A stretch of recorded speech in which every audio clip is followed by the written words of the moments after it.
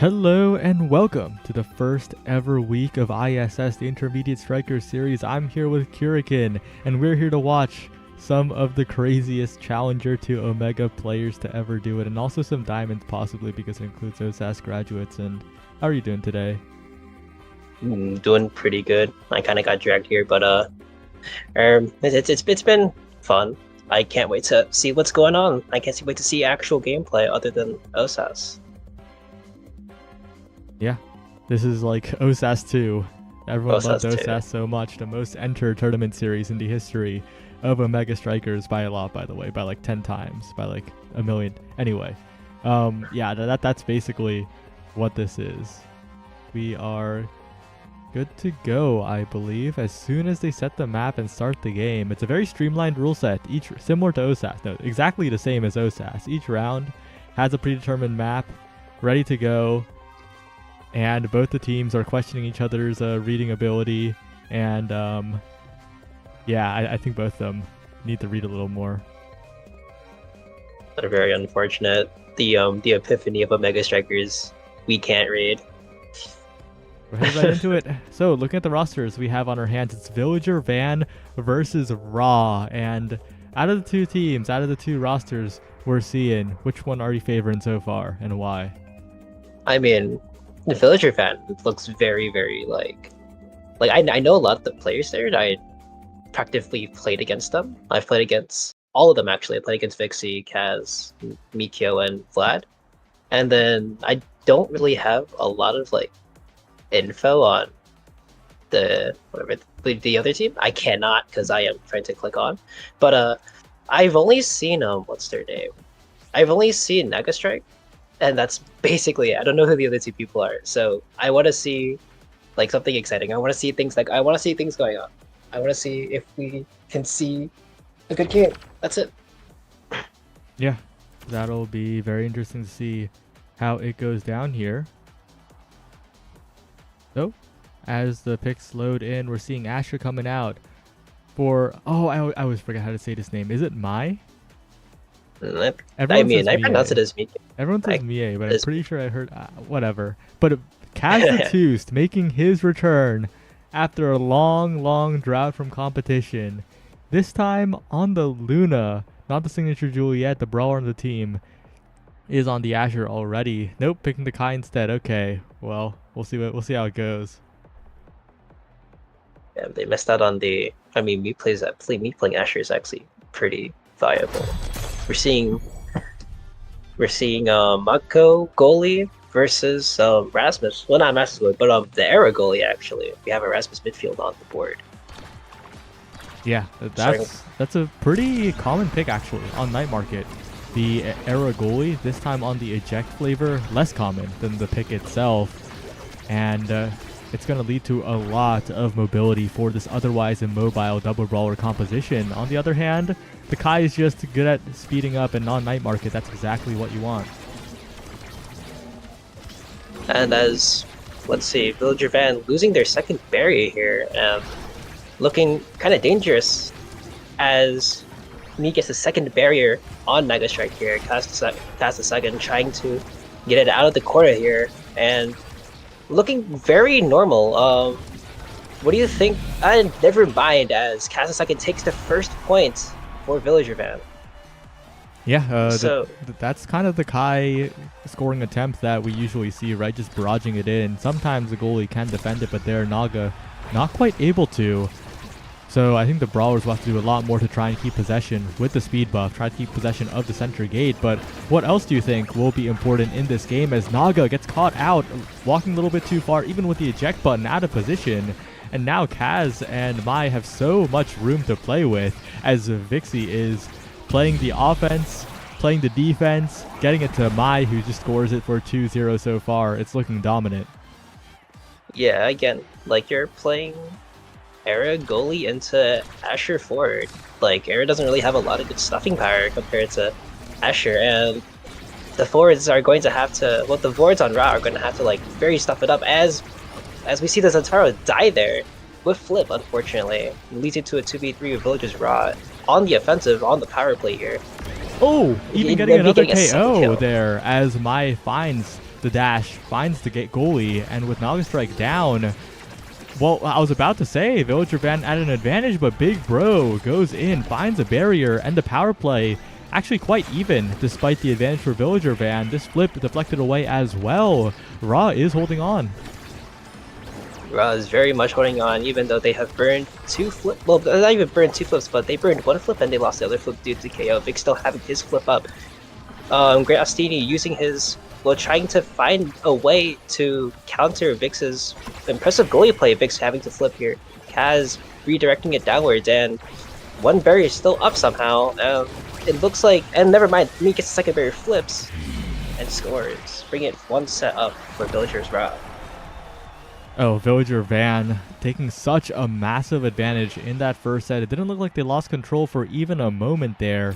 And a lot of that was Mai just getting in there over and over, and Naga just not having the tools to deal with it, not having the strikes either. And with Stagger Swagger, double brawlers will have even less of an ability to have an alternative game plan here. There are other decent awakenings, but that spark scaling is probably what's going to be the focus here because of that single spark in the first draft. But looking at the rest of the draft, it is just looking so advantageous still for Villager Van. Yeah, Villager Van actually, in my opinion, coming out decently well on this draft. Me getting Stagger Swagger, which kind of helps them get more mobility and be able to work around the error with first speed as well. Ra getting the first barrier here, and yeah, it's looking, well, the draft in general, like, you have Rasmus getting his spark, which is very, very good, especially since he will be building a lot. He's one of the better characters to play with spark.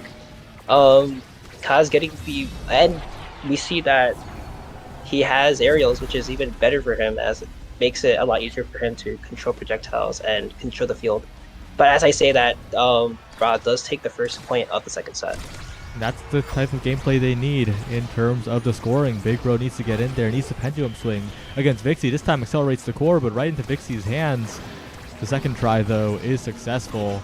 And the third one approaches. Whiplash misses, but the strike is on target. Mai, though, very patient. Dashes. Naga can't keep up with any of it, and Vixie will just hit it away. Make sure the pendulum swing isn't in position from Big Bro either. And with Mai sending the Pat Splitter forward, the possession still maintained by Villager Van. Mai on the bottom side, looking for a dribble, looking for the flip available. Ostini trying to get the primary through. The flip available, waits out everything. But the one who waits is Vixie. No, it is Big Bro on the top side, getting it around Kaz. And despite the deficit, Ra is the ones who are up 2-0 in this set. Yeah, good strike by Big Bro there, even though he does burn his flip, which means that currently Villager Van does have the energy advantage here, as Mai does have a flip ready. Big Bro with a good strike, getting the bottom barrier down by trying to dribble, and forces Naga Strike to flip out. Maintaining control is very important, as May does hit her flip, connects with the barrier, and now the goal barrier is just open for Ra. Yeah, and with the goal barriers open, this Era goal is looking extra vulnerable, buffing up Big Bro, but there's only so much this Rasmus can do in the face of Kai and Asher, taking so much damage. A KO is on the table here if they can target down Big Bro, who does get some healing, but Mai with the Strike War win against the Era Beam, the fakest defensive ability in the game, unfortunately. And this composition of Villager Van is just rolling through. These last 2 points being lost doesn't even seem like a roadblock if they could just play like that. Yeah. Considering that Vic still has his flip up and provides an extra barrier of safety for him. As Vix misses his primary there, Kaz looking low as Ra attempts his second barrier. Kaz looking again really low. A KO on board here. Yeah, if they can get a KO on Kaz, that would be great, but there's so much speed, and Naga Strike doesn't have the strikes again to deal with the single Kai barrage, and Big Bro pulls it back. A really unfortunate pull. Not the moment you wanted the core in your hands, as Mai capitalizes, gets the goal, and it's 2-2 already. Yeah, 2-2 doesn't seem like Villager Van really care a lot that they went down 2 points so early. As Ostini's down to half health because Vix led his primary on him. Garcia looking very low here, as Vix does have his flip ready for defense, and momentum is very much shifting up the side of Villager Van as they take the second barrier here, and it's looking very grim right now, especially since Vix just burned his flip.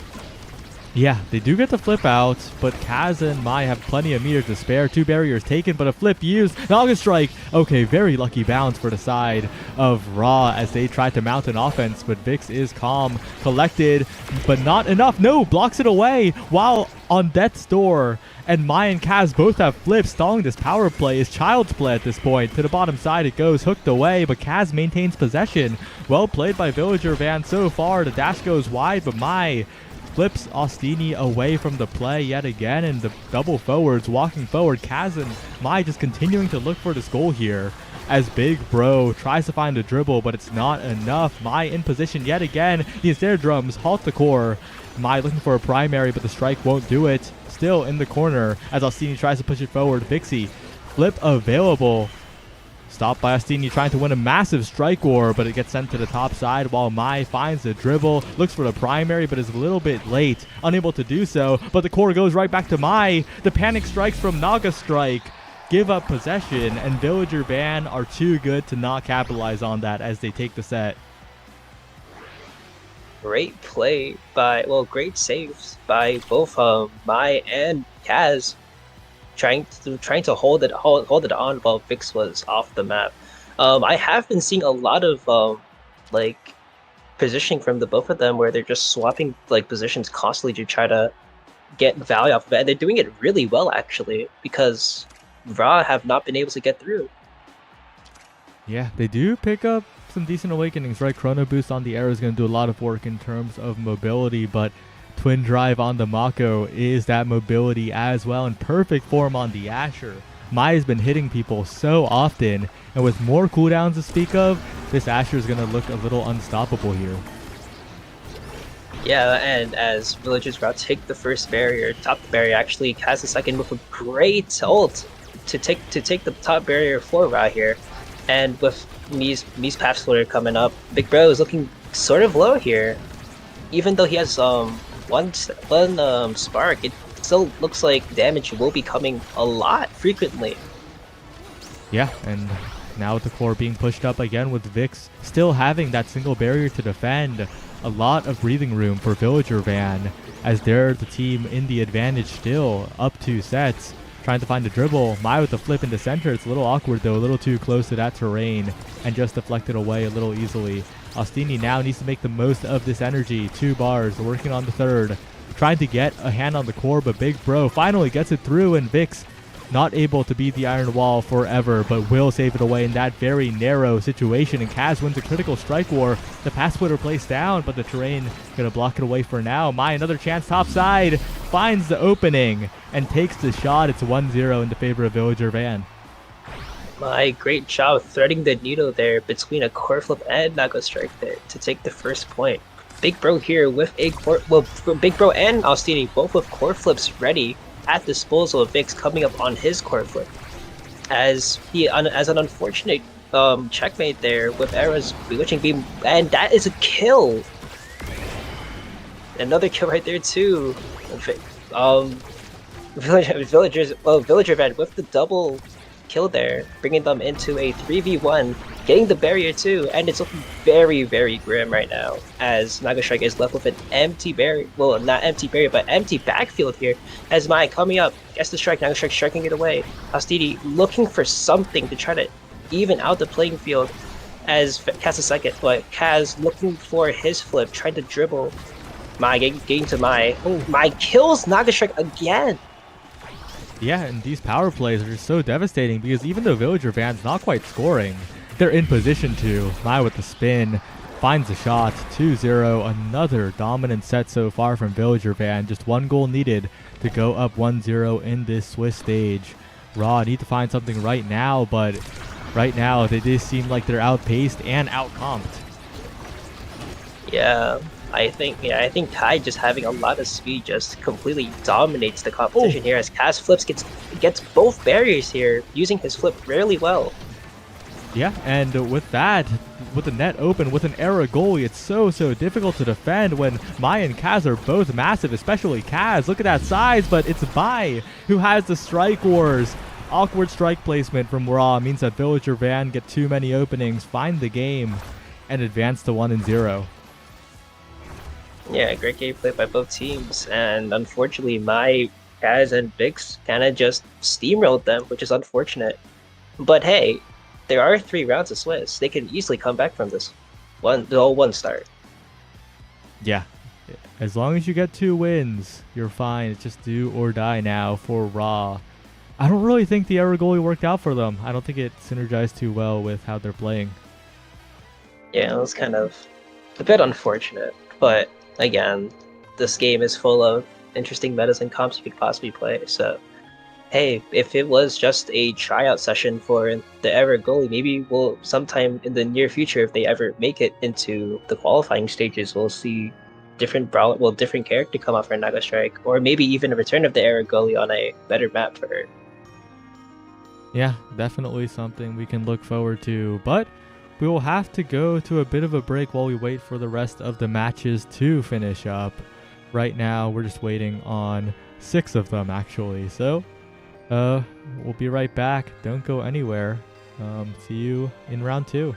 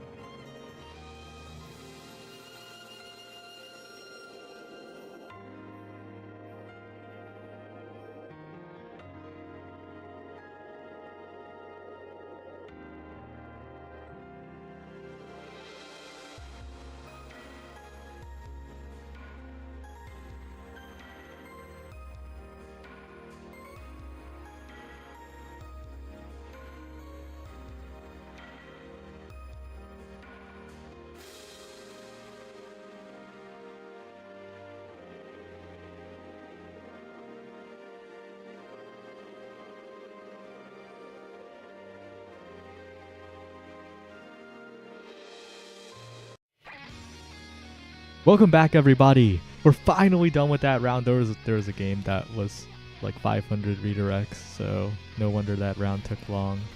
But I'm back with Kurikin, who was web fishing for a bit, but is no longer, as we are about to cast none other than the web fishing warlords. That's crazy. Yeah, very coincidental. We're gonna be seeing a really good team, well, a really good match going on, as it's Arlong, Victory Bacon, and the Price Choppers versus Brickbat, our beloved, and Spartan playing as web fishing warlords in this second set. Wait, that's crazy. Brickbat and Spartan? My goodness. And who's the third member again? I think it's Brickbat, Spartan, and Nikki Minowa? Alia? I think it's Nikki, and didn't Yeah. have time to look at it because we booted right into the game. That's a crazy roster. On the other side, though, this team's also some familiar faces we've seen in OSAS quite a few times. So I'm sure that they have the experience necessary to compete, but I mean, the web fishing warlords, what a roster. I love my web fishing. I think the Zentaro name off is Overgrown. Oh, Or am I capping? probably, yeah. It is. Yeah, it is. It probably is. Alright, so we have Zentaro Tupu and Octavia versus Kazan Estella and Kai. What an amazing lineup to go against in the Athens City gameplay. Yep. No, it's you, Yoshiki fan. Wait, who is that? Might be out. Oh yeah, actually I do not know. But depends anyways, we're heading right into it. Quick, very, very quick start as we see two speedsters going at the midfield as a Brickbat on the Kai and Victory Bacon on the Octavia. Starting awakenings are as follows. Knife's Edge and Castellast. Yeah, and with that Castellast, there's an Octavia for Victory Bacon as, whoa, Lemon goes in, finds the barrier, and tries to find some more here, but kind of contradictory. I don't know how to say that word, but a bit of a contradiction here. This Octavia just looks like it's going to struggle quite a bit because this Kazan and this Kai will be doing quite well at keeping the core away as the core sent backwards, but Victory Bacon Brickbat tries to capitalize with the barrage as flips available for Lemon, but only if Lemon can get in a good position to use it, as Victory Bacon tries to be the one who does so. A pass forward, a flip by Lemon, and that's a goal for Price Choppers. Yeah, Overgrown Lemon with Zentaro, very, very kind of basic thing, especially since he does play a lot of Zentaro. And as Saya said earlier, we're going to be seeing, well, not really what Saya said earlier, but like we're going to be seeing a lot of like speedsters coming in on this map just because Victory Bacon and Brickbat are both on very fast characters, both running speed awakenings really with Victory on the Castellast, which is going to be very, very helpful, and Brickbat on Knife's Edge, which is also extremely helpful as Yoshiki fan dies right there and Victory Bacon gets the flip off. Yeah, an amazing flip kill there because otherwise the flip would have been available for Yoshiki fan and probably led to a goal against Arlong, who is in the open net as the Dubu. Brickbat trying to be the hero and does so. Strike Wars 2 people. What a play by Brickbat. That's why they call him the Brickbat. The Brickbat, the one and only, bringing it to a tie here on the first set. Currently Spartan, Spartan currently up in energy right here. Spartan about to have a flip. Yoshiki fan getting really low as this comp is just kind of built on damage really, even though the Overgrown Lemon does get his flip ready. And Victory Bacon getting the ult there, Yoshiki fan getting dropped back a little bit. Brickbat having to step up in the forward slot to try to make something work. Zentaro looking to flip here. Yeah, trying to find a good flip timing, but this dribble might just be it. Dribbling up, no one to contest. Oh, the web fishing warlords needed to contest that earlier. They kind of just backed up and gave Overgrown Lemon the perfect dribble, and well done on Overgrown Lemon for doing so as Price Choppers take the lead here. But as we head on to later in this game, this energy advantage on the side of web fishing warlords might lead to a quick point if they can capitalize here. Yeah, Brickbat with the flip here. He burns it, unfortunately, getting no value off of it, but Spartan trying to look for a great pass, and new Yoshiki fan comes up with the flip, ready to go. Spartan also with a flip ready. But Arlong and Victory Bacon both almost have their flips up, so we might be seeing a lot of flipping action right here very soon. Flip forward, Yoshiki fan flip available, but incredibly low. One hit could do it here. Sent to the midfield. Trying to find the KO. Victory Bacon possibly, but does find the barrier as Brickbat sends it through the center. Flip, bottom side, right around the flip of Arlong. Well-placed shots. Pixels away from not being a goal. 2-2 now, and the first one to score takes such a massive advantage here, especially when Octavia is on the table. That Chrono Boost is looking really scary. Yeah, Chrono Boost, one of your best awakenings at Brickbat, getting the first opening barrier, which is very, very good on the time of wet fishing, as they're trying, as well, the other team trying to look to convert here, as Brickbat is currently in the open. Arlong trying to defend with all of his life, trying to get the core out, trying to get an opening equalizer here. Yeah, and Spartan, lets the barrier go. The Crystal Thorns go wide. Not the play you want to see in this critical point, but Brickbat's maintaining possession. Top side, trying to send it into open space, but Flip's available on Lemon. You got to be so careful in hitting it around the Zentaro right now as Spartan blinks forward. Well played, a risky play, but exactly what they needed in the moment. A Giga Blast to maintain possession for the Web Fishing Warlords. A KO onto the Octavia, and the Flip burned from Lemon as Brickbat flashes the Nassel emote. We should have put a border on that thing. It looks so ugly in game. But Yu Yoshiki fan looking for a strike war against the Dubu. Arlong on the goal line, and barrage from Brickbat makes it happen. And Web Fishing Warlords, it was really shaky, but they secure the first set. Yeah, Yu Yoshiki fan, good find on the kill there, taking out the Speedster and having to put two kind of slow characters on the defense, on the defensive here. And even though Zentaro and Overgrown Lemon Arlong almost got it out, it was just almost slow. Almost is not getting an actual confirmation, so it was just kind of unfortunate.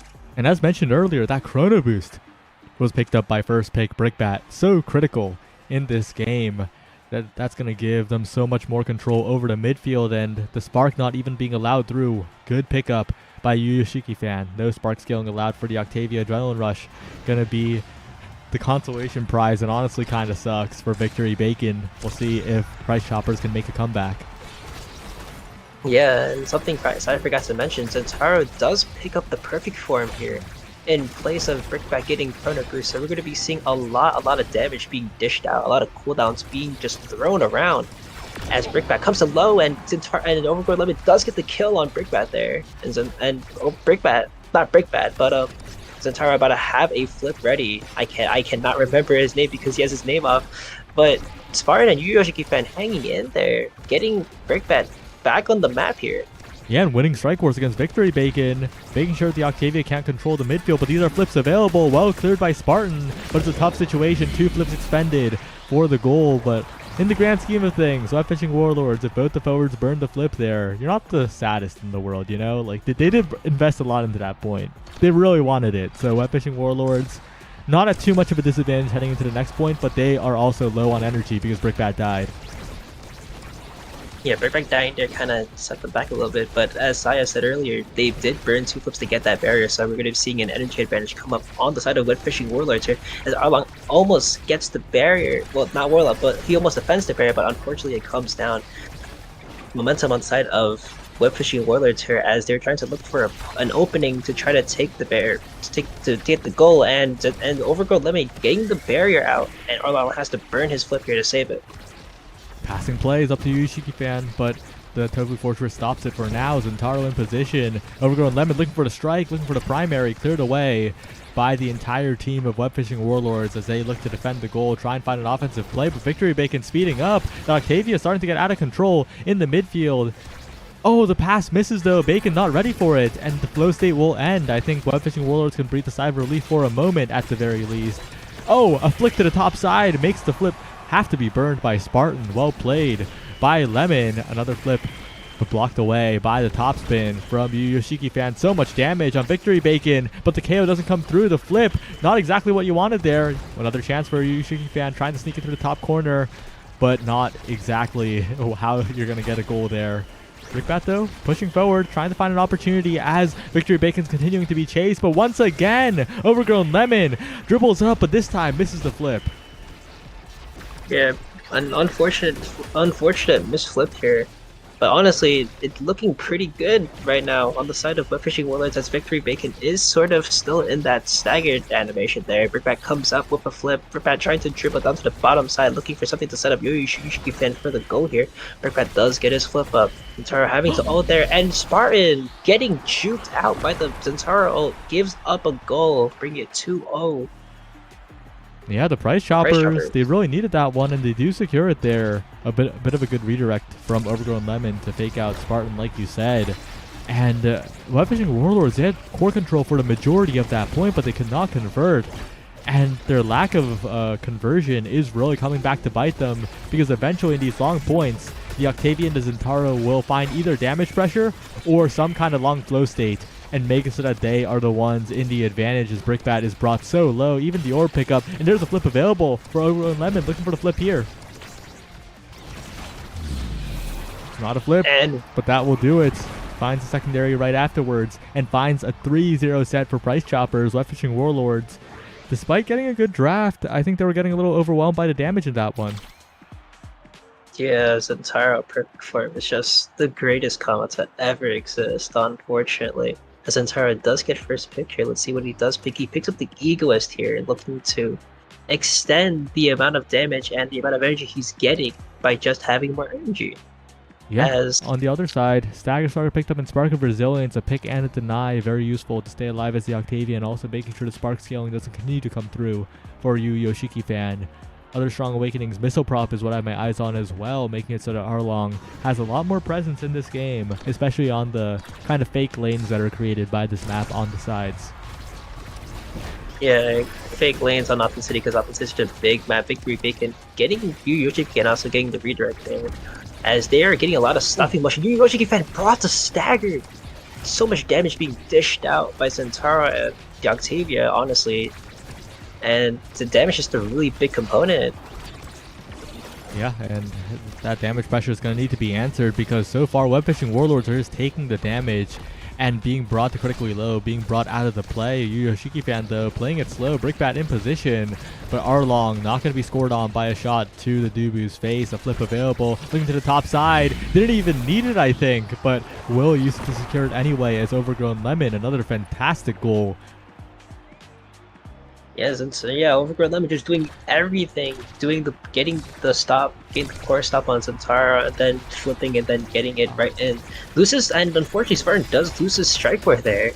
Just kind of just sad, and oh my god, the confirmation, the old confirmation just to kill Spartan there, and Victory Bacon flipping it in to give Price Choppers a 2-0 lead in this third set. Yeah, Price Choppers are looking like a very, very well put together team in terms of team play, because they trust that Overgrown Lemon will find the dribbling plays and just play off of that, find the follow-ups. And once again, Victory Bacon in the corner, playing to their win condition as Spartan tries to blink forward, tries to interrupt it, tries to strike shot it, and forces out the roll. But the team play, on the other hand, not quite there from Web Fishing Warlords, as Arlong is given a lot of room. Brickbat finds the follow-up, but the net is still open on the other side. Yoshiki Fan looking for a fake out, and does hook it around the strike shot of Arlong. Well played by Yoshiki Fan, but those single opportunities aren't found too often. Yeah, single fire opportunities are not, well, on the side of Price Choppers, they're playing really, really well to keeping core control for the most part, and not letting really anything slip by. As Overgrown Lemon's about to have his flip up, he's actually coming really close. Has his extra strike up, and unfortunately misses. But Yoshiki Fan having their flip up, just shoving in the corner, and Arlong is able to dissolve all that pressure. Unfortunately, the berry does go out. Both flips come out from Zentaro and Yoshiki Fan. Yoshiki Fan missing his flip, and oh my god, Victory Bacon with a strike to set it right in past Spartan to give Price Choppers a 2-1 set lead. Oh, that was not how you want that point to go if you're the Web Fishing Warlords. They had a little bit of control, but they had too much hesitation in pressing their buttons, and now they stare down a Super Surge perfect form egoist Zentaro, who is about to take over this game even more. A bit of a consolation prize is that Fighter Flight, giving a lot of mobility to the Kazan, but that's 2 sparks, I believe, on that Octavia, agility and resilience, so that is a lot. Team player might be the only thing that could save this game, because extra special on the Dubu as well with Missile Prop that is just so scary to deal with if you're the web fishing Warlords. Yeah, extra special with Dubu's 2 Tofu Fortress is just kind of what can do in those situations if Arlong could just stuff you out immediately like he just did right there against you, Yoshi-Q fan. And Momentum web fishing Warlords trying to bring the momentum back to them by getting a little bit more aggressive. But Zentara stun locking Spartan and getting that first barrier off. Yeah, I think a big difference is web fishing Warlords are kind of playing it like a solo queue game. They're kind of going for the individual plays that work on lower ranked goalies, but Arlong is holding strong and also trusting in the team to make things happen, even when in a scary situation. Yoshi-Q fan going for an individual play again, but again, it's not what you like to see. Brickbat goes for the hero save, almost gets the angle, but not quite. And once again, web fishing Warlords desperate, trying to find an opening, trying to find a play, but in the end, it is yet again Overgrown Lemon capitalizing. Yeah, and speaking of that, Brickbat getting a very early strike, and Yushiki forced to flip because of Victory Bacon's ult. And considering the amount of momentum that's going on, web fishing Warlords are not really in the position to have a really good momentum play going, as Arlong and Zentara both have a flip up. But we're going to see how Zentara uses that flip against Spartan here, who also has a flip up. And again, Spartan, really tough spot here, burns the flip. But the follow-up is defended by the web fishing Warlord, trying to get it out of the corner. Good strike war by Spartan, but who is not long for this world. Has no health remaining. They're flexing Brickbat to the goalie position. That's a good decision right now because Spartan could have been taken out in the goal box. But the question is, can Brickbat hold and can they find any sort of offense here? Because Arlong is playing quite well to just nullify a lot of the offense, just hitting it to the other side because the team play is not quite there from the web fishing Warlords. They do not have the coherent offense that the Price Choppers are just taking over the game with. Yeah, and Arlong not really a lot of pressure coming to the side of web fishing Warlords. Yoshi fan forcing Arlong to burn the flip. He has no evade. Yoshi fan with the flip up. Brickbat also about to have his flip up as well if he gets around 2 more hits, and Spartan saving that. Zentara looking for a scoring attempt there. Victory Bacon forced a flip. Counter flip by Brickbat. Yoshi fan misses his flip, and Zentara gets the dash off. Unfortunate angle, and this brings Price Choppers to match point. And again, in that point, that's exactly what we're talking about, right? Web fishing Warlords are just going for individual flips, not trusting each other, burning flips when someone else on the team could have covered it. And unfortunately, that kind of opportunity just gives Price Choppers even more leverage to play this game. And the Price Choppers are decisive. Overgrown Lemon, what a good flip for the barrier. It's Autumn City, it's worth flipping for the barrier. And with that, Brickbat's in so much trouble, taken out. It's a 2v3 now. Yoshi-Q fan with so much to play for here, but it's such a hard situation. They do defend, though. The offense from Price Choppers, not their greatest at the moment. As the respawn comes in, big opportunity for web fishing Warlords. If there's ever a time to come back, it's now. Yeah, and honestly, we had to see it come soon. Really quick, Zentara and Victory Bacon both are about to have their flip up. Victory trying to triple as much as they can to get their flip first. And Victory Bacon does get us up. So does Arlong here. They might try to turn this into a very offensive play. Victory Bacon flipping, Zentara flipping, and it goes right through. Yeah, Price Choppers secure it. They find the final goal. And that game was all Overgrown Lemon. There were so many instances where he would just dribble up across the field and no one was really there to interrupt him. Really punished the draft, I think, from web fishing Warlords and also the game plan. Well played by Price Choppers to take this one. Yeah, honestly, I think that Zentara getting perfect form was kind of just the main thing that went on, just because he got so many cooldowns back just by hitting one person. And the amount of team play that came on for Price Choppers was pretty good. As Saya said earlier, there were a lot of times where each of the members of web fishing Warlords tried to make their own individual play, and it just didn't really work out for them. Yeah, well played. Price Choppers all around. They had a game plan, they stuck to it. And the decisiveness, I think, was the biggest one. Arlong wasn't afraid to just burn the Tofu Fortress cooldown, and Lemon and Victory Bacon weren't afraid to burn the flip for barriers. That's the kind of decisiveness that Autumn City does reward, because it is so punishing if you fall behind even a little bit. If you lose the barrier, it's such an unplayable game. So they snowballed it quite well. Anyway, another break until the next round begins, so don't go anywhere. Watch some web fishing, and maybe even join the web fishing lobby. See you soon.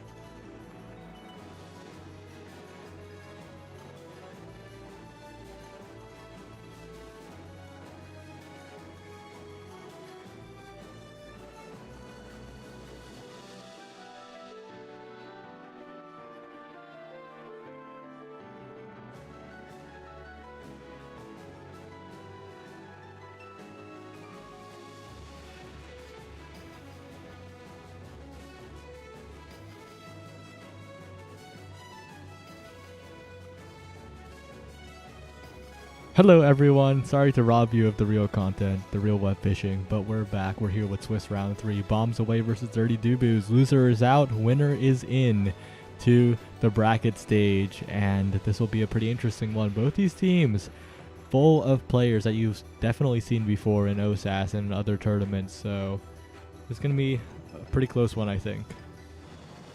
Yeah, seeing these two teams compete with each other, we see Lexar, Stellina, and Cragley as one of the more, I guess, memorable teams, because you have Lexar on the Juno, who recently hit Omega, Stellina always in Chalet, and Cragley the GOAT. And on the other side, we have Caramel, Fetty's Lost, and Light Sky. You guys probably seen them playing comp a lot, because they are indeed the comp demons. Yep. Well, there's a bit of a server dispute. So I'll be telling them the Canada or Florida, whatever. Any other insights you have about the players here? So man, Caramel recently, well, not recently, but last season hit Omega. I don't know much about the other two, but considering that they're playing with Caramel, they must be a really good team. I kind of do want to see whether or not they do ban Lexar's Juno here, just because Lexar is very, very much known for the Juno goalie, as in Cakes 2.0. The Stellina, they might, well, I think the matchup is going to be just Crackdown forward, Stellina on midfield, and Lexar on goalie. Lexar's going to be playing a sort of mobile goalie, as in they're going to be playing maybe either Juno if it's not banned, or something along the lines of an Ivy, or maybe they've learned your characters and I'm just trolling you guys. Stellina will be going midfield. They are very flexible in their midfield in terms of how they're able to get across to Cragley. I think they just have a lot of synergy in general, just because Stellina and Cragley have been playing a lot recently, as far as I can tell, if I look at their stream right now. Not their stream, but the VC at least. Yeah, they have been playing a lot, so it's going to be a team game, whether or not we see more better passes, better outspeeding, and so on and so forth. Yep, loading in. It will be the goalie being passed up the first pick here. This is, wait, who is this again? These are the Bombs Away squad versus Dirty Duboos. Dirty Duboos is consisting of Cragley, Stellina, and Lexar. Bombs Away consisting of Phineas Lost, Paramount, and Light Sky. Unfortunately, they do ban the Juno though. That's right. Yeah, I think so we're gonna be seeing. Yeah, we're gonna be seeing Lexar off the role of Juno. Let's see how we can do without the Juno. Probably been learning a lot according to Captain Cold. So, thank you for that smile. It does look like it's the Now who does succeed quite a bit on Clarion Test Chamber. We've seen it quite a lot in the NASA qualifying period and also in NASA. Carabelt, however, familiar with the Rasmus, I believe, very familiar. So I think that Light Sky, Caramel, Kai Rasmus duo is going to do a lot of succeeding here. But on the other side, Atlas Now Zentaro double healing just in case any damage is dealt. Looking like a stable comp there as well. Yeah, and as well as Insight has provided earlier, we saw what we were told Lexar has been on the Dubu. Dubu has been taken, so we're going to see how Lexar does with on the Atlas pick, really, because we haven't really been seeing him play on it, as Caramel gets both barriers here, and it's looking kind of grim as the first point goes on. Yeah, it's a really fast start to the first point. Caramel finds an opening, finds Lexar slightly out of position, and that small opening's enough, but the Giga Blast continuing the lead for Bombs Away. Well played by Light Sky, practically dealing some chip back to the Kai, but the passing players will just navigate around them. The hook is perfect to catch to clear. And Bombs Away looking so dominant that first point, but as we saw with our previous game, that can shift quite quickly. Yeah, shifting quite quickly on the side of the team comms going on, as unfortunate bounce from the middle gets the first top barrier for the side of Dirty Duboos here. And I kind of contradicted what I said earlier about Stellina being on the midfield. Stellina is currently on the forward of Cragley on the Now. So we're going to be seeing some really interesting stuff, as I haven't really seen any of them play on that role specifically. But Light Sky getting the first barrage to take down the bottom side barrier.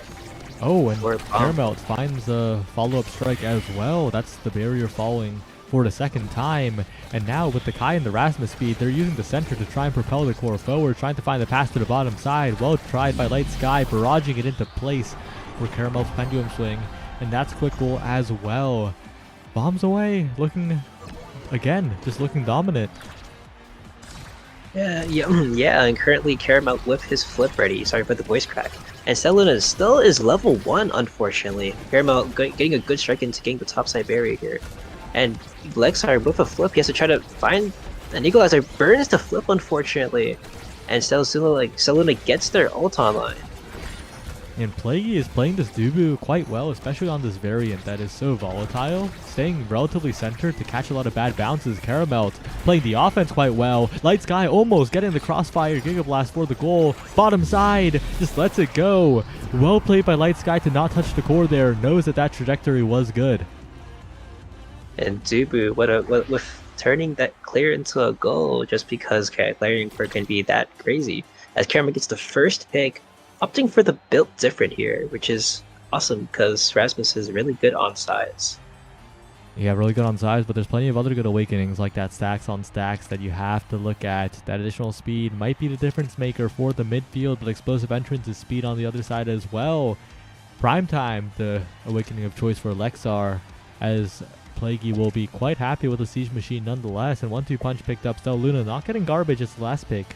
So the draft's still keeping this game very, very contentious right here. Yeah, Lexar getting his prime time is actually pretty good because we were kind of seeing him struggle a lot with cooldowns because he didn't have enough cooldowns to stop Caramel from being just dominant entirely. As Caramel is forced onto almost staggered level here, as Caramel takes a second barrier, Dubu pushing up to try to give Caramel a little bit of breathing room to get his stagger back. As Steluna is also staggered, also Light Sky too. Yeah, a lot of damage being put on. This might be the win condition. You mentioned the perfect form Zentaro earlier. That's still on the board, right? That's still a possibility later into this game, but Steluna's the one who is being hit and being put into lots of danger, but a good dash forwards does mean that the Zentaro stays alive for a little bit longer. Cragley going for a solo play, going for the outplay yet again. A good flip, but still a KO found onto Light Sky. That's the Kai being taken out and so much damage onto Caramel. If they can get it around the Rasmus, that could be good, but Cragley hits it into the terrain, and Caramel is being allowed to defend so well, push forward so well as well, and Lexar, not the clear you wanted to see there, kind of just offers it up for Caramel to find the opening. And that point, Caramel just 1v3'd. Caramel the good right there, showing why it's good to be kind of just a character that can solo carry your team if one person's dead. And Lexar unfortunately misses primary, and that's probably where he's doing a lot because he's kind of just off character here as Lexar with the flip up. They're defending really well though. Like these are unlike the other two games that we were covering before. These sets haven't been going as quickly as we thought BCA. Yeah, it's up to how well they can use this additional size, additional cooldowns on Cragley here, but it looks like it will just be defended away by Plaguey and Light Sky as Caramel finds an opening. Lexar doesn't strike, uses the secondary, and like you said, the unfamiliarity with the character coming into play as Lexar is looking very hesitant on the goalie. I think Bombs Away's draft strategy might have been very accurate here, taking the Dubu away, banning the Juno away, and it's looking good for them. Yeah, very, very good in terms of just getting the best characters out of this. As Steluna gets her flip up, unfortunately the bottom barrier does go off for Dirty Dubus here as Caramel is trying to look for something again to try to keep it away from the Zentaro that has the flip. Cragley about to have his flip up as well. Great ultimate and great drag away by Caramel to get Lexar into that stun and not being able to strike there. Steluna having to burn the flip to try to get some play out. Yeah, Cragley forced to burn the flip on the defense as well. Steluna, though, trying to push forward, but a good flip by Plaguey to make sure the barrier still stands, still puts Bombs Away at such a massive advantage. Lexar looking for a clear, Caramel looking for a crazy hook, but Cragley is thankfully there on the defense as Light Sky gets a little mixed up. Steluna trying to find a strike, but good defense by Plaguey and Light Sky to ward the Zentaro away, who is taking so much damage. They can KO the Zentaro soon, but Steluna finds a good snipe. Doesn't matter because Caramel yet again So accurate on the offense. Finds the goal, finds the set, and bombs away, looking to dominate yet again. And Lexar off of the comfort. Really feeling uncomfortable, it looks like. Yeah, Lexar does not really fit this character a lot, but we might be seeing a change in that, as even though they're last pick, they have a lot of awakenings that could possibly help them, including the Twin Drive, Extra Special, Hotshot, and even Castellast. Yeah, the Spark of Focus, what's being picked up here, trying to scale a little bit. Stagger Swag are going to be very helpful, but what I'm looking at is that Super Surge on the side of Caramelt. That additional speed on the Whiplash, on the speed up, is very useful, and with how Caramel's been playing all over the map, that's going to give the Rasmus so much more presence, and that's scary. Yeah, even though Lexar does pick up the Twin Drive here, Caramel is still cooking him up as he takes down the bottom barrier. Caramel looking a little bit low, but honestly, it's kind of looking kind of grim as Lexar kind of just wastes his secondary. Didn't really have a lot of confidence in his team to be able to clear that. Yeah, the team play difference. Once again, Light Sky gets the KO, finds the power play, puts on damage onto Cragley, and you know that Caramel's going to be there to help on the damage front as well, as Cragley's looking low, the healing coming through, but it's an open net and it's an Atlas in the net. It's going to be difficult to defend, but the secondary is good. Plaguey, though, making sure the barrier doesn't go down too easily, but Stellaluna wins a good strike war against Light Sky.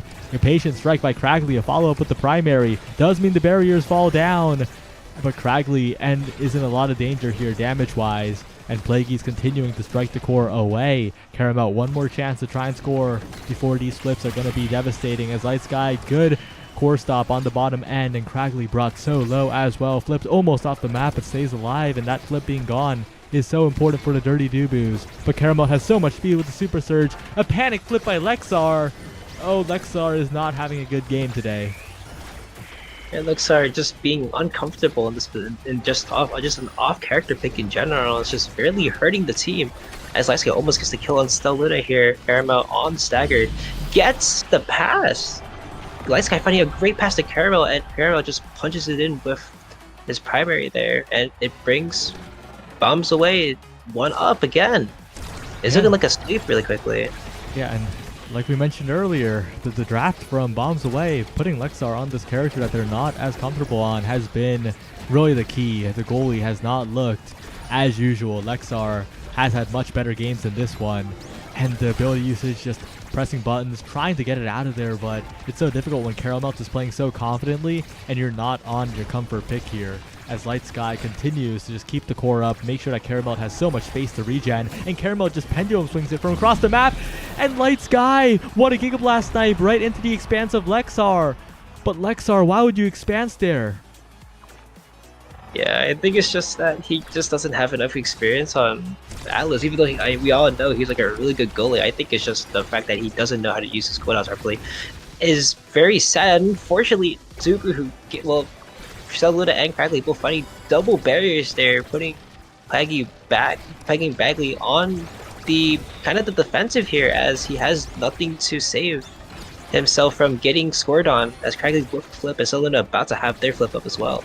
Yeah, if they can find a big point here, they can make the comeback. They can find some more offensive awakenings, but Stellaluna doesn't quite get the flick. But Light Sky misses the strike completely. A huge opening to the bottom side, but Light Sky has the reactions. A dribbling play, looking to find position, but the core stop isn't exactly what they wanted in that situation. Cragley, one more chance. Top side, Patience, and gets it right after the stun. The strike afterwards was a little bit misplaced, and Cragley will capitalize completely. The Dirty Dubus not out of this one. If they score 2 more points, they get a blank slate. They're back in the game. Yeah, and it can't completely happen. We've seen this a lot of times in a lot of like these stream games, really, where we just have an amazing comeback to see. Plaguey having to flip, and Caramel also having to flip, getting the save there, unfortunately striking it into their own barrier. And Stellaluna is looking kind of low themselves, really. Lexar kind of just finding comfort there. Unfortunately, does flip on 2 missed flips right there. Kind of just unfortunate to see here.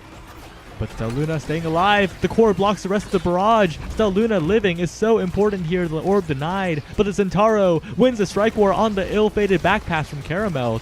And with both barriers standing up, this is Dirty Dubu's massive chance to come back in this game. Stellaluna taking so much damage, but the Oni's blade is good. The passive strike is good. The core kept into possession by the primary of Cragley. Sent to the bottom side though by Light Sky. Stalls out the game quite a bit, and Caramel has so much room to play with. One barrier down, looking for two, has the speed, and Lexar's late with the strike.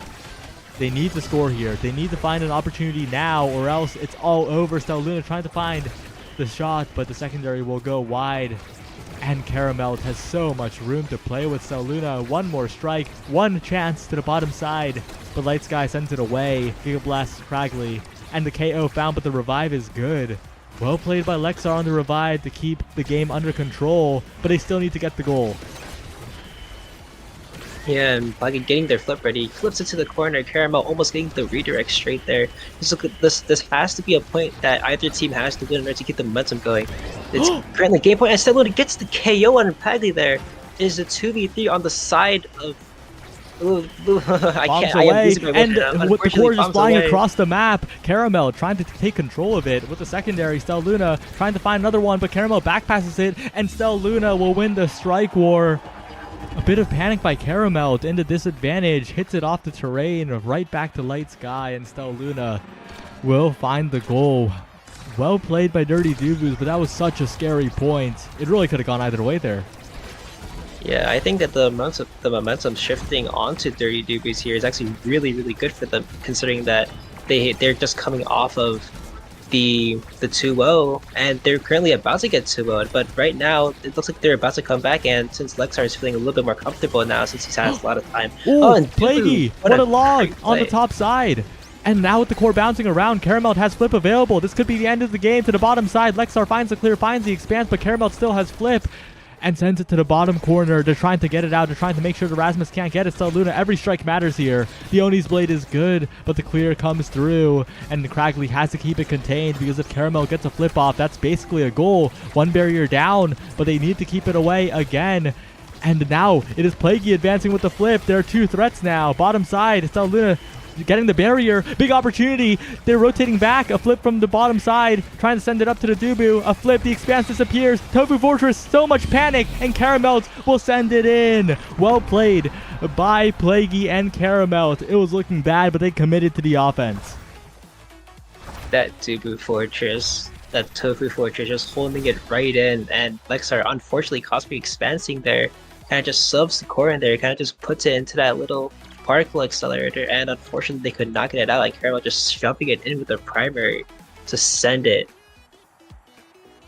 Yeah, and that last set, there were some really good plays from both teams, but I think the highlight was just defensive comfort and just comfort in general from the goalies, because Plaguey on the Dubu looked really comfortable, walked all the way up to Log, walked all the way up to Tofu Fortress, walked all the way up to Flip, while Lexar had some good plays, but just didn't have that level of comfort. And that drafting strategy from Bombs Away just absolutely put them in the driver's seat for that game.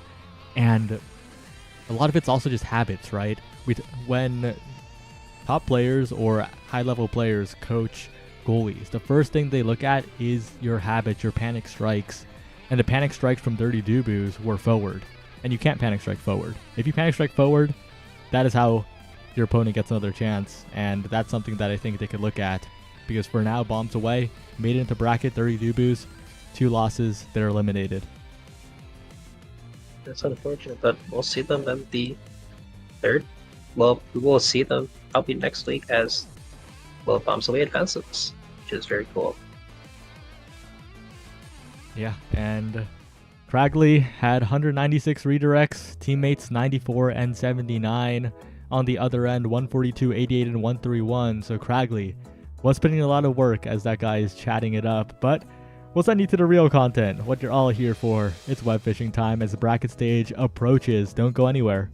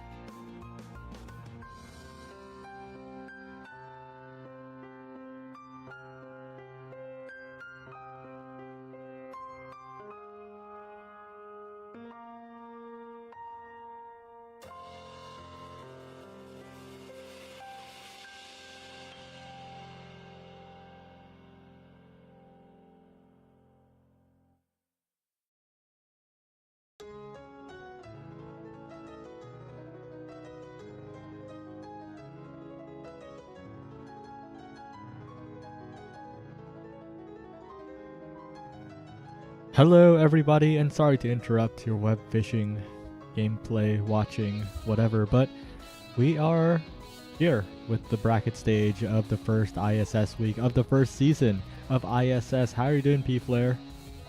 I'm honestly doing pretty good. I'm looking forward to seeing who we got up here.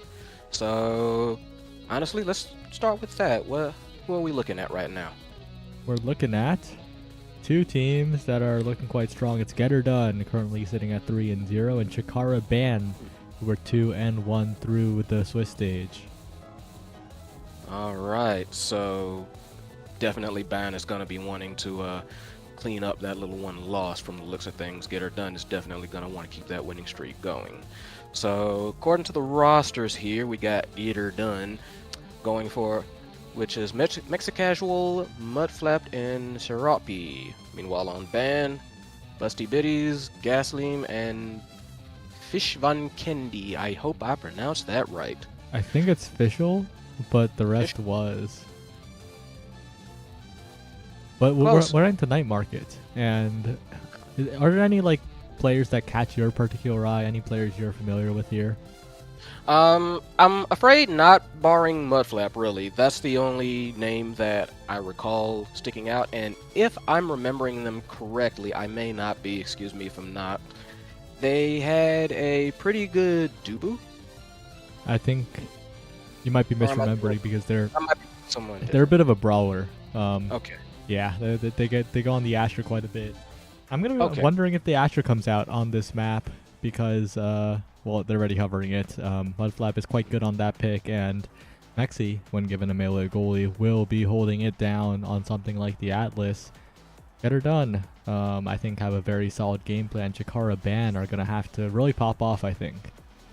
Yeah, like, honestly, just looking at that on Night Market, like, Asher Brawler on Night Market, Atlas being in the goal box, and now just being able to like send it up for or whenever they darn well please, that strikes me as almost kind of a nightmare to kind of really deal with. Yeah, we'll see if they have any picks on the other side to counteract that quite a bit. They might be taken away into the Asher or the Now, but not quite sure if that's what they'll go for. Lots of waiting on these picks. Usually in OSAS and now in ISS, we see a lot of instant lock-ins, right? People have those comfort picks. But here it is Zentaro Aimi. Lots of damage and lots of mobility here. Yeah, I was actually going to kind of like bring that up, no joke. Like with this kind of lineup they're going against, that's all like about heavy healing and defense up the Waziri, then to me the only thing that really, stops that is kill them before they get the ball rolling. Because once that ball starts rolling, it's going to be rolling downhill, and there ain't going to be a whole lot stopping it if they can pilot these three right. Yeah, but Mako Aimi Zentaro gives you a lot of control over the map in general, speeding up the two dash characters who will be blinking across the map. It's going to be on the two goalies to control all of that as we head right into game. And just as a reminder, this isn't a finale qualifier, but it is an elimination game. The loser does go home here. Right, so no time to rest on your laurels, so let's see what they can do. Yeah, first off, I think the big thing is Mudflap, like we mentioned. So solid on the brawler, such a notable player. I mean, you said the only player you remember the name of in this game, and that's for good reason. I think Mudflap is the most notable player in this game, and is just taking over already with how well they're playing the offense. Busty Biddy's brought pretty low in terms of health, and oh no, the core stuck behind the expanse from Mexi. Does build up a flip though, so it's not all for naught. Yeah, this is not the best start that they want, but they're not out of it yet. They're still definitely trying to, like, Ban is playing really solid right now. Just offense is just doing, how do I even put this? They're just very consistent. I can already tell they've got a lot of control going on. They know what their game plan is. They know what they're doing.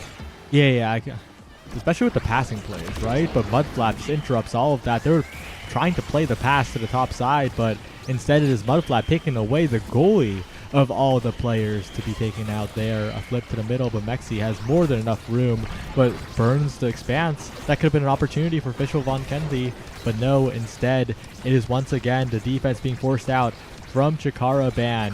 They really need to get out of the situation because they could score on Mexi here, but Get Her Done is in control of the power play so far, but Mudflap early strikes. Busty Biddy's looking very good in the strike war, looking very solid on the defense. Yeah, I'm actually surprised and impressed with how well they've managed to kind of like hold on with this open net. Please, okay, there we go. Nice flip, get it out. Oh, Try and get it. Oh no, no! Oh, good. Bad angle, and that's an own goal. Not how you want to start it, especially after that long hold. Yeah, that was a pretty. That was very impressive defense from Get Her Done, and also very impressive defense from Chikara Ban to maintain their barrier there. But I can't believe that's how it ended. Of all the ways, a misplaced astral projection into the own net and a lot of damage here means that I think Chikara Ban are really getting into the game plan, but a little bit late on the flip does mean their barrier does fall, does mean their net is open here. Yeah, I was actually just about to say, like, Serapi is doing a pretty good job trying to, like, keep on the defensive and keep control of the core. I mean, that's now you kind of supposed to do that. Excellent pass there to Mudflap. And, yeah, I think that's going to kind of have to be their general game plan, which is try and get Mudflap in prime position.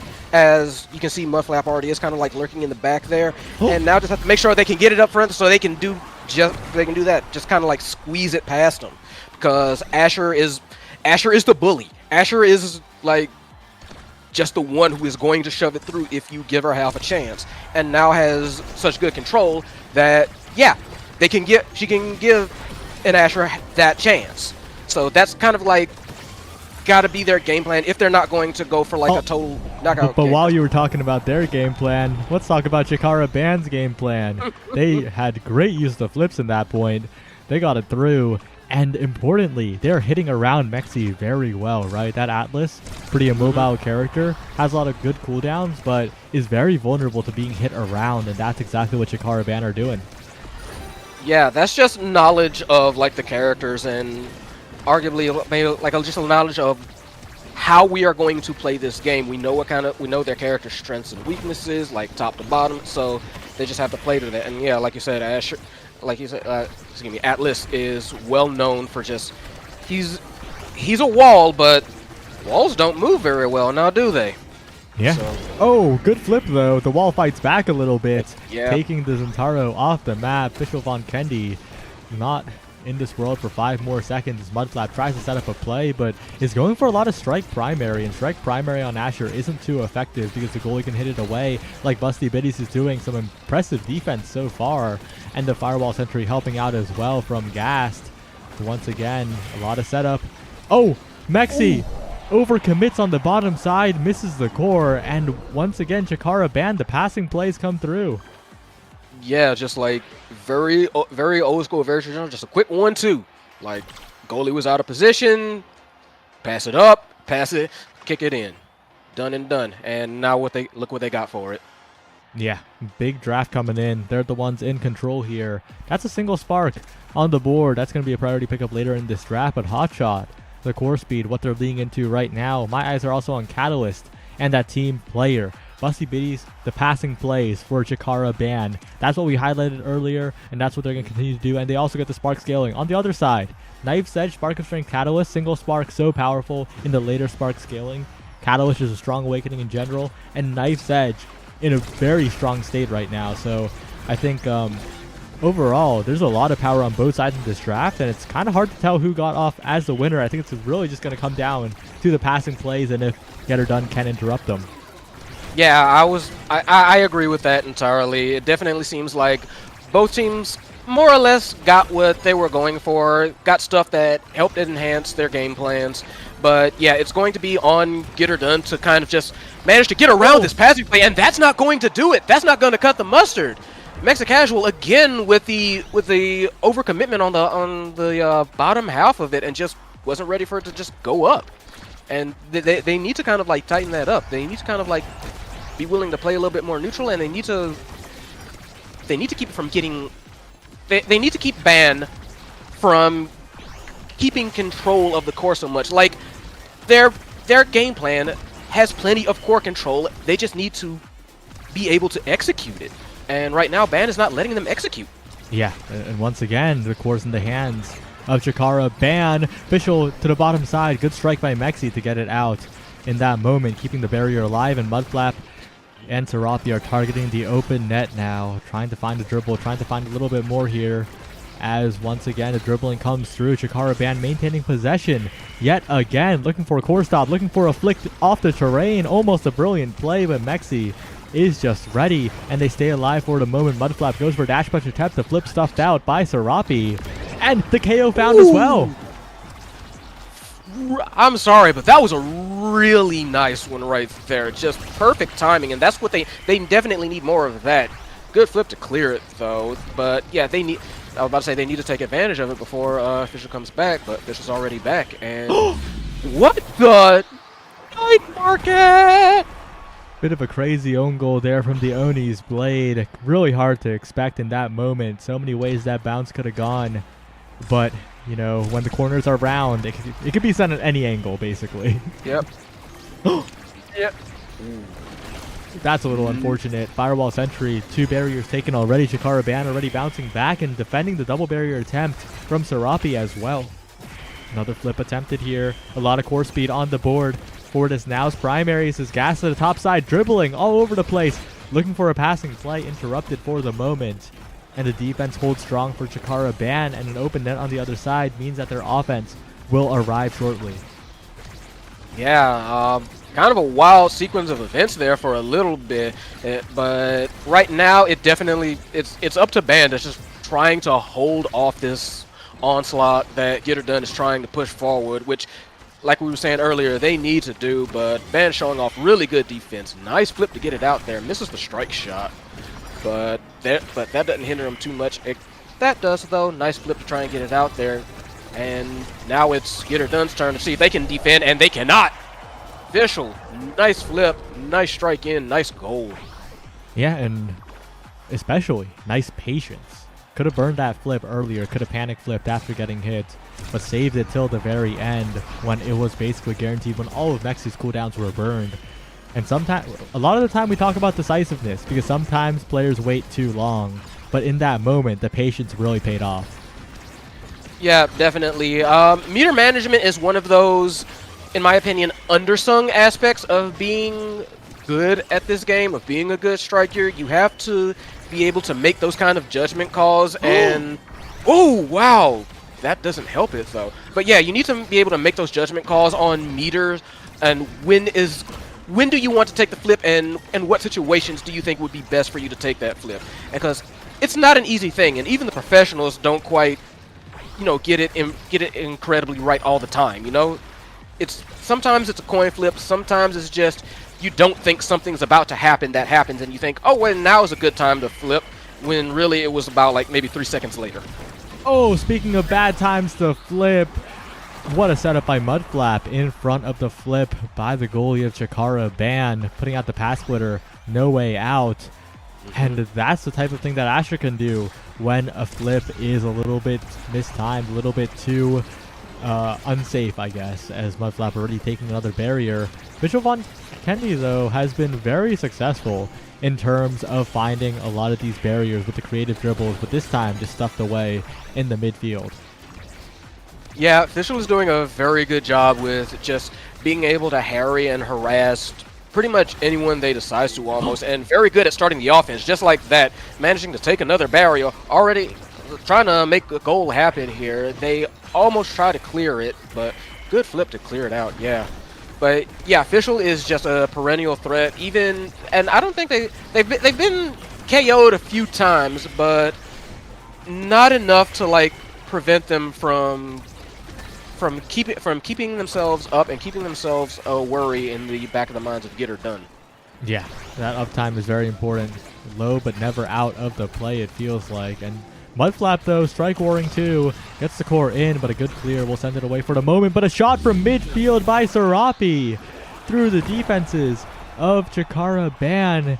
It looked like get her done. We're out of that one. But instead, it is Serapi with a brilliant shot, putting them back in it. Like, very, very good angle, and there was nothing Biddies could do about that one. And I think they had used their strike shot, so yeah. And now they could get like a spark. Now went ahead for Egoist. There's some good stuff here. It definitely is. We'll have to see how they continue this one, because Egoist being picked up, and this is just getting really, really scary if you're Chikara Ban. But on the other hand, if you take a look at the rest of the draft, they didn't pick up any two bad awakenings either, right? It's Catalyst, Egoist on Serapi. That's incredibly scary, but Fischl is working on 2 sparks here, and most likely some more in the future drafts. Yeah, definitely seem to be going for like just full spark build, and on Xantaro in particular, that is frightening. But not if Mudflap can just keep this pressure up, because that's a couple of times now where they've just managed to get it to Mudflap, and Mudflap just managed to like knock it in now. So hey, I mean, if they just keep scoring goals before any kind of like game plan manages to take off, then that kind of knows the whole thing. But they're gonna have to keep that pressure up, and we've seen how quickly Ban can like flip the script. Yeah. So right now, it's the Egoist speed. The flip wasted, but it's Catalyst Egoist, so that flip for Serapi will be back in no time at all. A lot of damage onto Fischl. Needs to be very careful. Damaged by the Atlas even.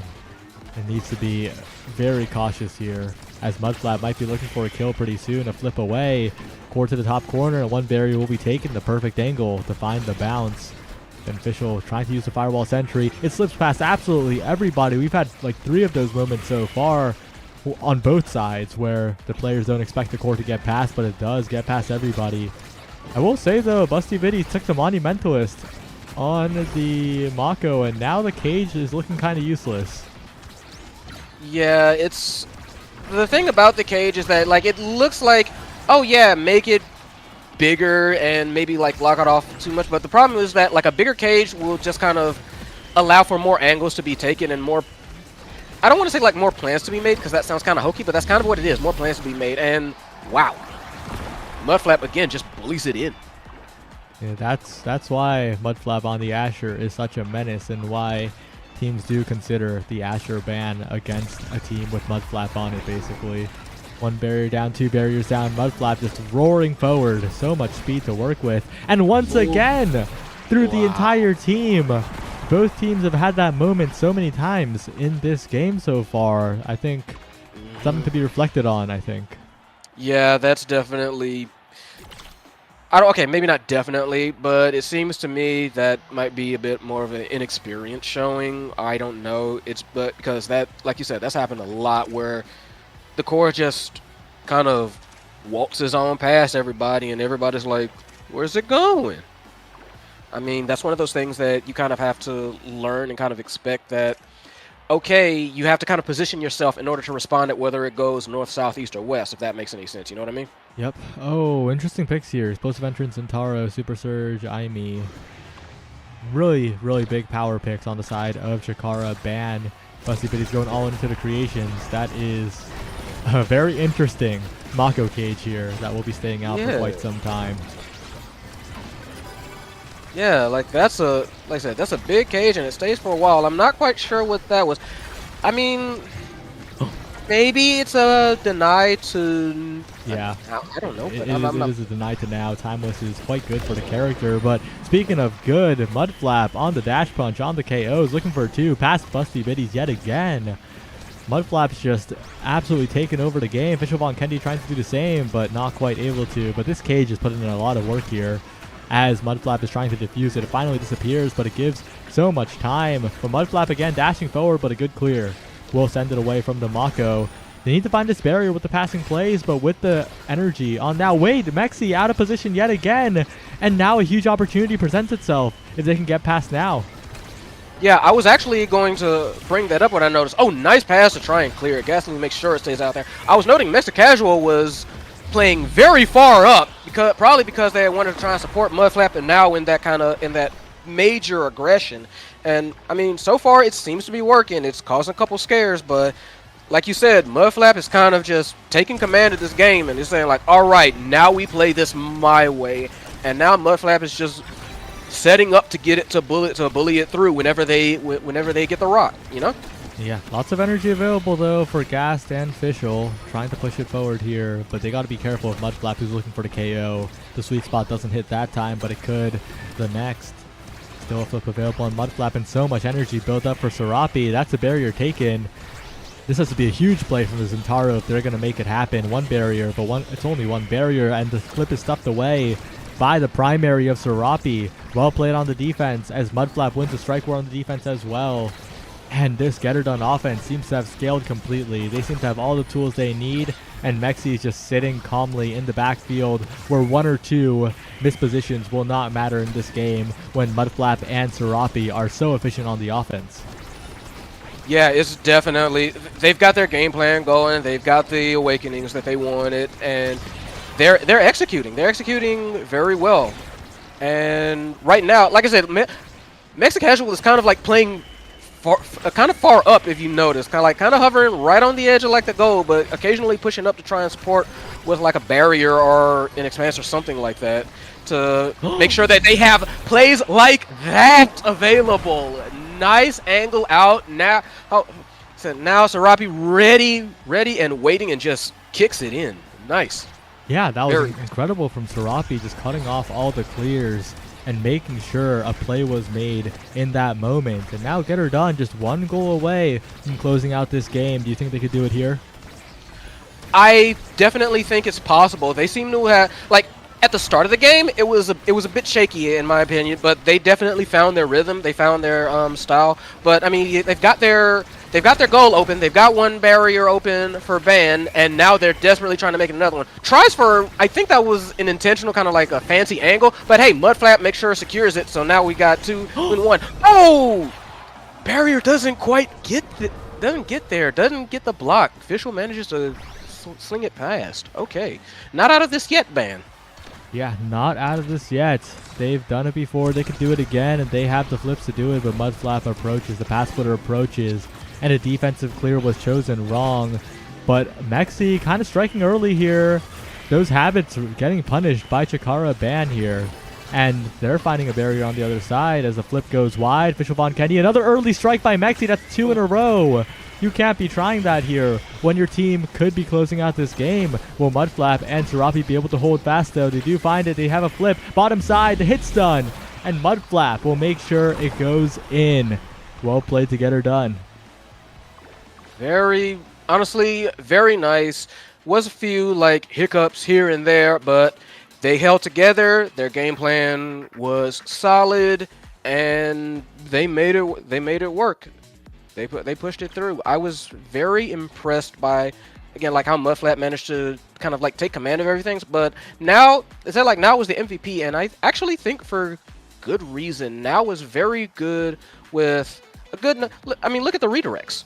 That basically was controlling the core a lot, and kind of either dictating where it was about to go, or making sure that the core went in. Like they were always in the mix, you know? Yeah, well played to the side of Get Her Done. They really got it done. True to the team name.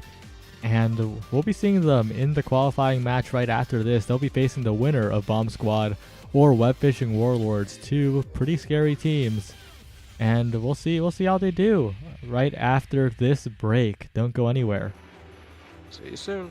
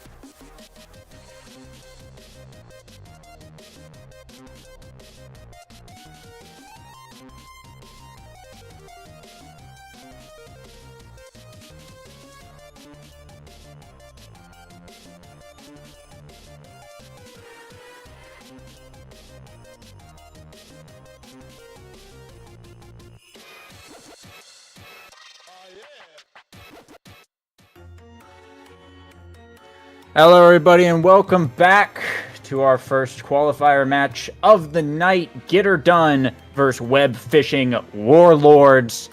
An absolute heater of a match. Both of these teams expected to make the qualifier. Whoever doesn't win here will likely make it in the third place round. But I'm Lego Mage here again with P-Flare, and we're getting to Clarion Test Chamber for this qualifying match. And P-Flare, you just came off of a Get Her Done win. How are you feeling about this team, and how are you feeling about this matchup? Honestly, I was impressed with Get Her Done and how they managed to kind of acclimate very quickly and basically push their game plan almost to perfection. Like I was saying earlier, a few mishaps, but they got it. But they got it done. They got it together, and I'm guessing they might have watched that same match, or maybe they just know a little bit about Mudflap because they were quick to ban that Asher. Yeah, absolutely. Definitely a character this guy is known for playing. He does have the X, though. It's hard to ban out brawlers, and especially Mudflap. He is pretty proficient on the big three and has a Pocket Centauro that he's pretty good at as well. Looks like we're going to see the Kazan Kai coming out from Web Fishing Warlords, likely Brickbat in the midfield there. And next going for the Mako goalie, Serapi. Deciding between the Aimi and the Now. Going to go with the Aimi. Going to get some good damage out of that, some good mobility, rather than trying to win a foot race against Brickbat. Just going to blink around. And the last pick here, likely the goalie pick for Web Fishing Warlords, will be a Luna, surprisingly. Not a super common pick on this map with all the obstructions that can spawn in the center. Certainly a lot of damage on the table for Web Fishing Warlords on the unstoppable extra special start. It's actually Brickbat on the Luna. Alalira on the goalie Kai here. Extra special on Mexi, Serapi, and Brickbat. Everyone else with the unstoppable. Yeah, you probably couldn't hear me, but I was clapping for the Luna pick. I will always, like, immediately bias anyone who picks Luna. Luna's my girl. So, let's hope Brickbat can do her justice. Yeah, for sure. Well, they're going to bring down a quick double barrier here. A nice little boost from Brickbat. Will be Fishing Warlords first up on the board. Also, forgot to mention, production did tell me I have to point out that 33,000 of the 36k bet on Get Her Done was by me. So, yeah, I have a lot of faith in this team. And, well, the players on it I happen to know very well, but I was told I had to say that, so there it is. Fair enough. Okay, so you got a lot riding on this. I need them to get her done, you know what I mean? Yeah, all right. So, I mean, right now, though, it seems like there's a bit of struggle going on there. I mean, just got the goal open, and now they just yeah, that was kind of very easy to just knock it in. A quick 1-2. Yeah, once the barriers fall, Spartan's going to have a pretty easy time. There's a lot of ways to get the core around Mako here with the Kazan and with the Luna as well. Just passing it to an open field is basically going to be passing it to Brickbat, so a lot of clear angles are cut away from this Mako, and forcing it through a Kazan is definitely difficult. Of course, you also have Alalira in the backfield with Giga Blasts with some extra speed on the boots that can cause quite a lot of problems in those situations as well. Mudflap, though, able to bring down a couple quick barriers, and Serapi goes for the flip shot. Not going to get a point off of it here, but still in a pretty good position for Get Her Done. Mudflap dribbling the top side. X Maximus is going to get cleared away, though. Actually, Casual looks to reset it. Brickbat is staggered. Has to play a little bit cautiously. Mudflap hunting for this KO. A back pass to Serapi, now pushing up the bell ringer. Oh, Lyra, nice clear just in time to get it out. Brickbat going to go down here, and Mudflap able to force it through. A bounce off the wall will be enough to sink the point as Get Her Done get on the board. Yeah, I saw Illyria kind of like moving up and kind of. I don't want to say like they got fooled. I will say it seemed like Illyria thought that Mudflap was going to go up, was going to shoot it high, and just wasn't expecting that close of a shot. So just got caught looking. So we need to see if they can kind of like keep that up. Definitely some good pressure from Mudflap. And a lot of damage coming out here. See Brickbat and Serapi both pretty injured. Both the brawlers looking for the KO. Not quite able to find it. Mudflap actually able to get the KO onto Spartan instead. And Mexi now up in the midfield looking to push this power play offense. Serapi glitch pop pass to himself. Now Mudflap pushing the top corner, and snare jumps come out. Alira stuck in there. Actually has to chase down the core just a little bit. Brickbat will come back online now. A boost for barrier. Now Spartan pushing hard. The Crater Maker, Mexi will dodge it, but now Serapi the one looking pretty low, but Alira, a bad clear there. Serapi cutting the pass. Will be able to sink it right into the bottom. Is Get Her Done. Tie it up on set point. Yeah, that was a bit of a rough one. I could see Illyria seemed like they were a little bit eager for the clear and tried to kind of 50-50 it and didn't bite. Yeah, I think you kind of gotta clearing it up against an open goal across the open goal against IME is a little bit scary there, but I think you kind of have to do it rather than trying to force it through. There was so much room for Serapi to work with, and well, now Web Fishing Warlords. They're in a bit of a driver's seat right now with an open goal. The Crater Maker comes through. Brickbat up to Spartan. Go for the crook leverage. Serapi managed to hold it down. Top spin here, but the Atlas Expanse. It's going to mean the Kazan's taken off the field. Now a power play once again for Get Her Done. Mudflap versus Alira on the top. Brickbat, nice rocket to win the strike war. Giga Blast from Alira buys a little bit of time. Spartan comes back online. Boost comes in from Brickbat. Just enough to win the strike war against Mexi and force it through. Web Fishing Warlords will take set one. Very nice timing on the boost from Brickbat, I've noticed, really. It's one of those things that you know it's coming, but at the same time, you don't know when it's coming, and that's where all the fear comes from, because, yeah, sure, you know, like, oh, they're gonna boost, but you can't, but there's not really a whole lot you can do about that, and now it gets them some good awakenings. See if they got Stagger Swagger. 2 sparks at once on the board. I did notice that, which is slightly unusual. Yeah, looks like the Brawler is going to actually opt into those at the bottom of the draft there. There's not a lot left to pick from. It's just always nice to have those options. Serapi with some dash range. Brickbat with Hot Shot. Team player for Mexi, and Alira going for the Stagger Swagger. Pretty nice stuff all around. Nothing like insanely game-changing. Nah. I don't think it's going to impact the sets too much, so we'll have to see what other things show up later on. But right now, Get Her Done, off to a nice start with the first quick 2 barriers there. Yep, and Crater Maker comes out, and it's always kind of a choice, like whether you want to actually take the Crater Maker or you want to, like pay the energy tax, you know what I mean? That's always kind of like a choice that Luna likes to force out of you.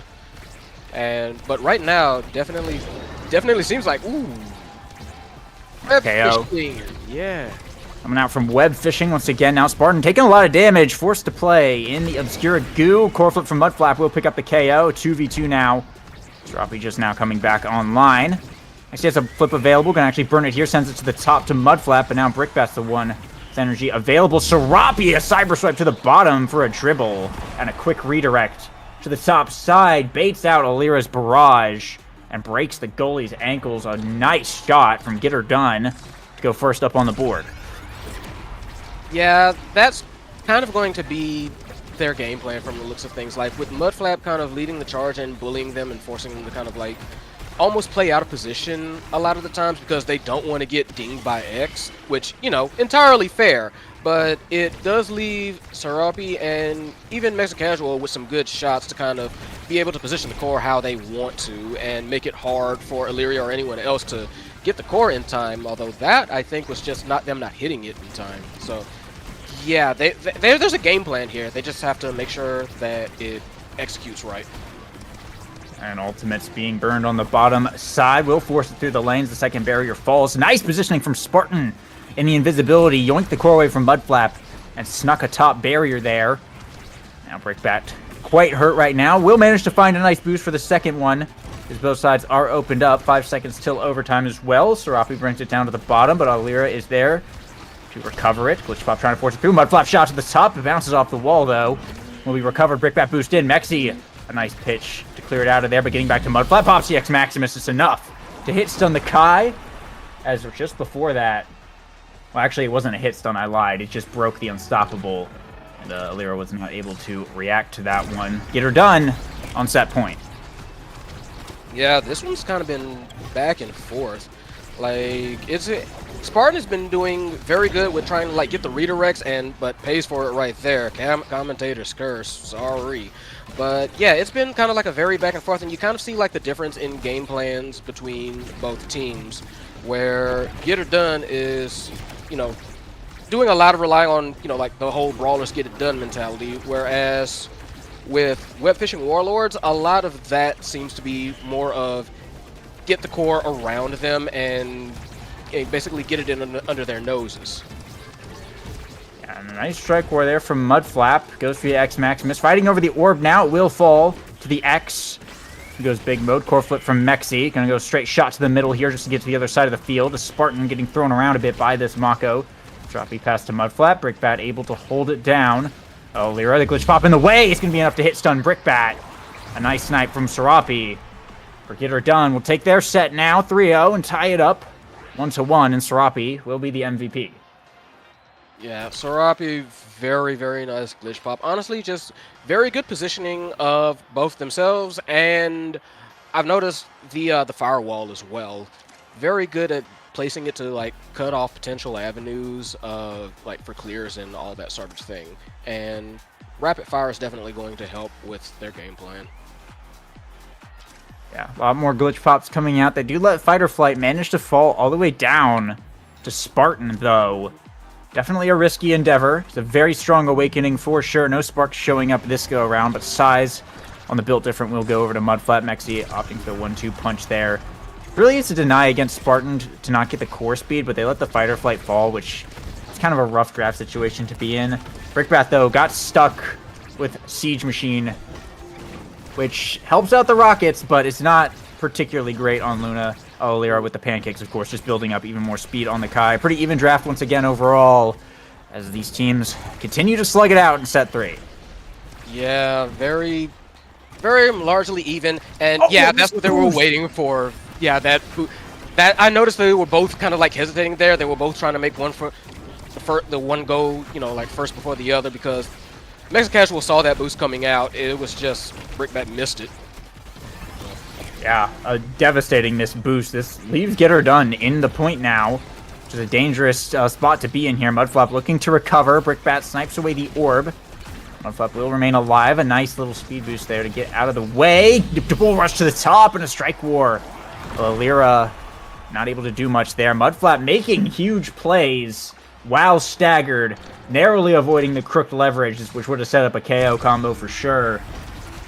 And getting, like, I think he activated slick kicks at like the perfect time to get the speed boost there. It was really impressive to actually pull that off. So Mudflap, I mean, gets it done. Yeah, very. I felt like Ilaria was kind of almost trapped in that situation, but they got to kind of like shake that off and continue, because that expanse is causing like a lot of trouble. I'm seeing a lot of pain on Brickbat, and Spartan not doing good either.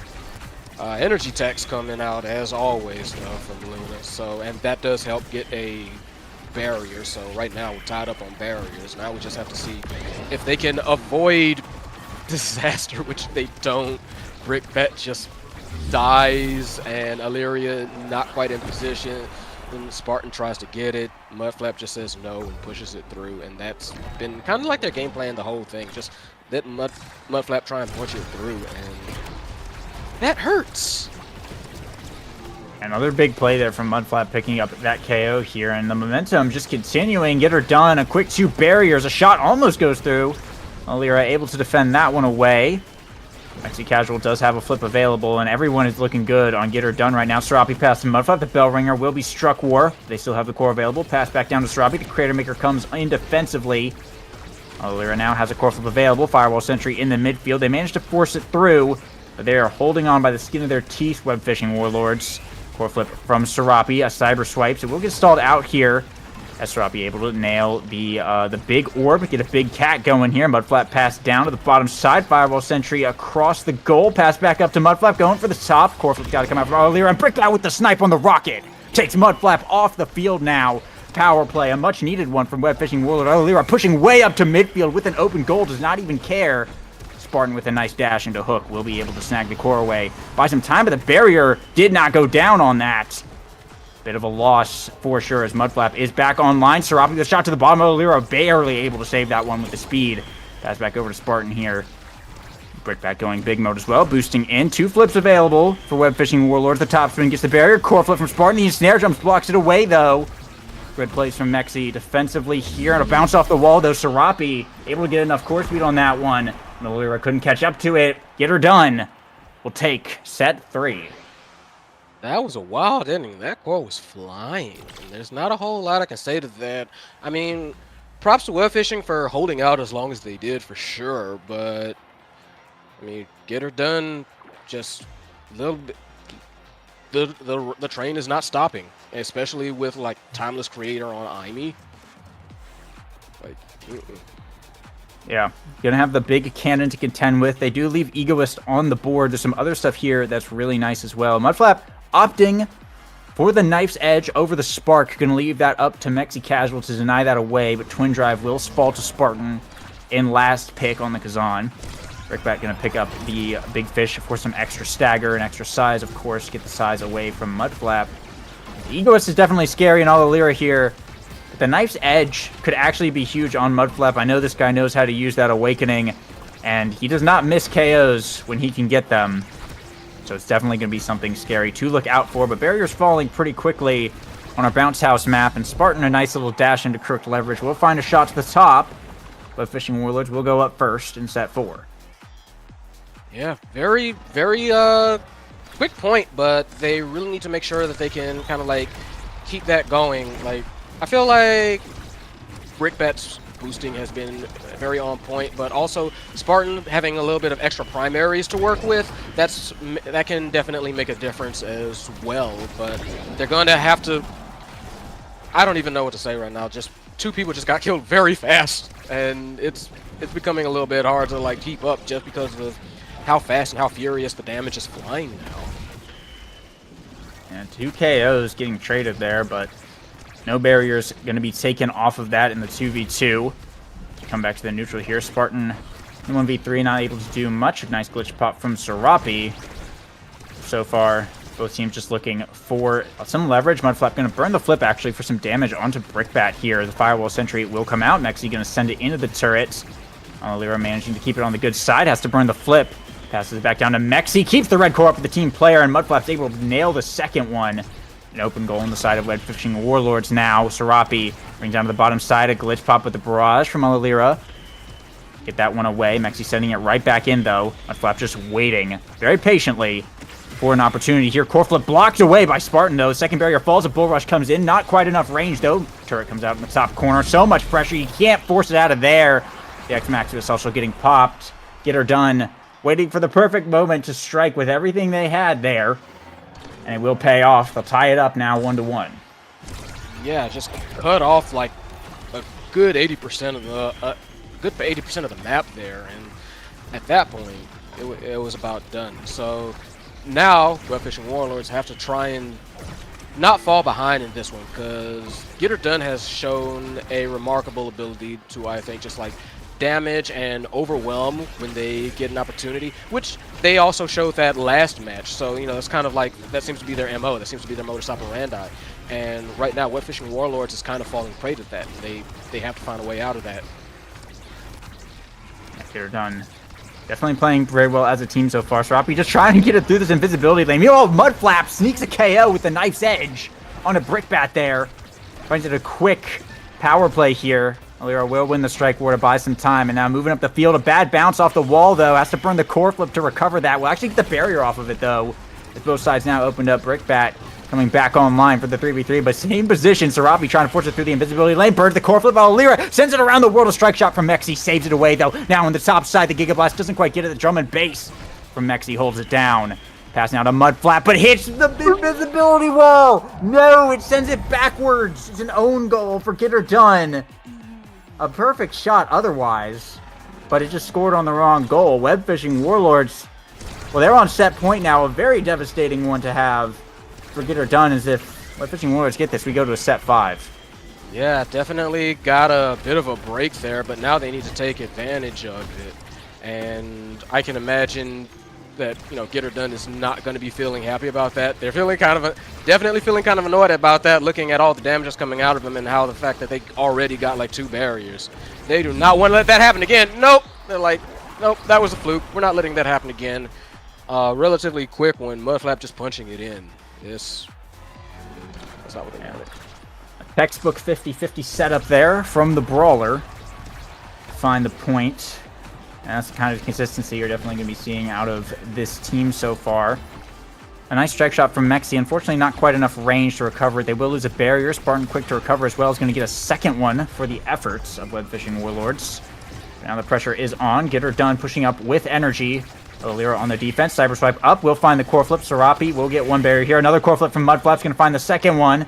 An open goal for both sides now as Mudflap brings it to the top corner. Bellringer, also the Firewall Sentry coming out. All 3 on the defense, but it's not enough. Mudflap able to strike it through, and it will be Get Her Done taking the victory here and moving on to the qualifiers. Very, very good. Very, very good game from just like Get Her Done in general. A lot of what I saw, like just prior to this one, got their game plan in.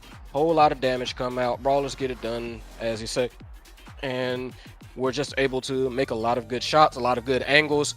In particular, I noticed a lot of Serapi just absolutely locking off massive swaths of the map. If you notice that, it was always like at an angle. Whenever the core went up into one of like top left or top right angles, Serapi was right there, immediately popped firewall, just like lock it off and almost I don't want to say it was like a checkmate situation. It wasn't, but it was basically forcing a very, very tough scramble to try and prevent them from just letting Mudflap push it in. Like, just very smart placement. Very good of them to, like have that kind of mindset and awareness. Yeah, 7 goals from Mudflap. Only 8,000 damage on Mexi, and only 9,000 on Alira. The goalies not really pumping out much damage, but playing some very efficient defense for sure, especially on the side of Mexi Casual. 61 saves, but it felt like Get Her Done was almost never under huge amounts of pressure. He was really doing a lot with that strike shot, with that primary, and of course with the drum and bass, some really great saves with that Mako secondary. Serapi, of course, also holding it down in the midfield with 207 redirects. And this team definitely playing well together for that match. A force to be reckoned with in the finale. Web Fishing Warlords, on the other hand, going to be moving down to the 3rd place tiebreaker. They still have a chance to make it in. Going to have to play against Pryth Choppers or Federal Bureau of Etormi, FBI. They're still in their match against Bombs Away, but yeah, we're going to be going to a bit of a break here. When we come back, it'll be Pryth Choppers versus the winner of that match that I just said for their qualifier spot, and the loser of that will be facing Web Fishing Warlords in a 3rd place tiebreaker. Anything left to say, P-Flare, before we cut to a break? Nothing in particular, just, good luck to everybody left. Good luck to everybody left. And hey, you won your bet. I did win my bet. Very cool. Yeah, but we're going to go into a quick break. When we come back, we'll have that match. So stick around, and we'll be back in just a few minutes.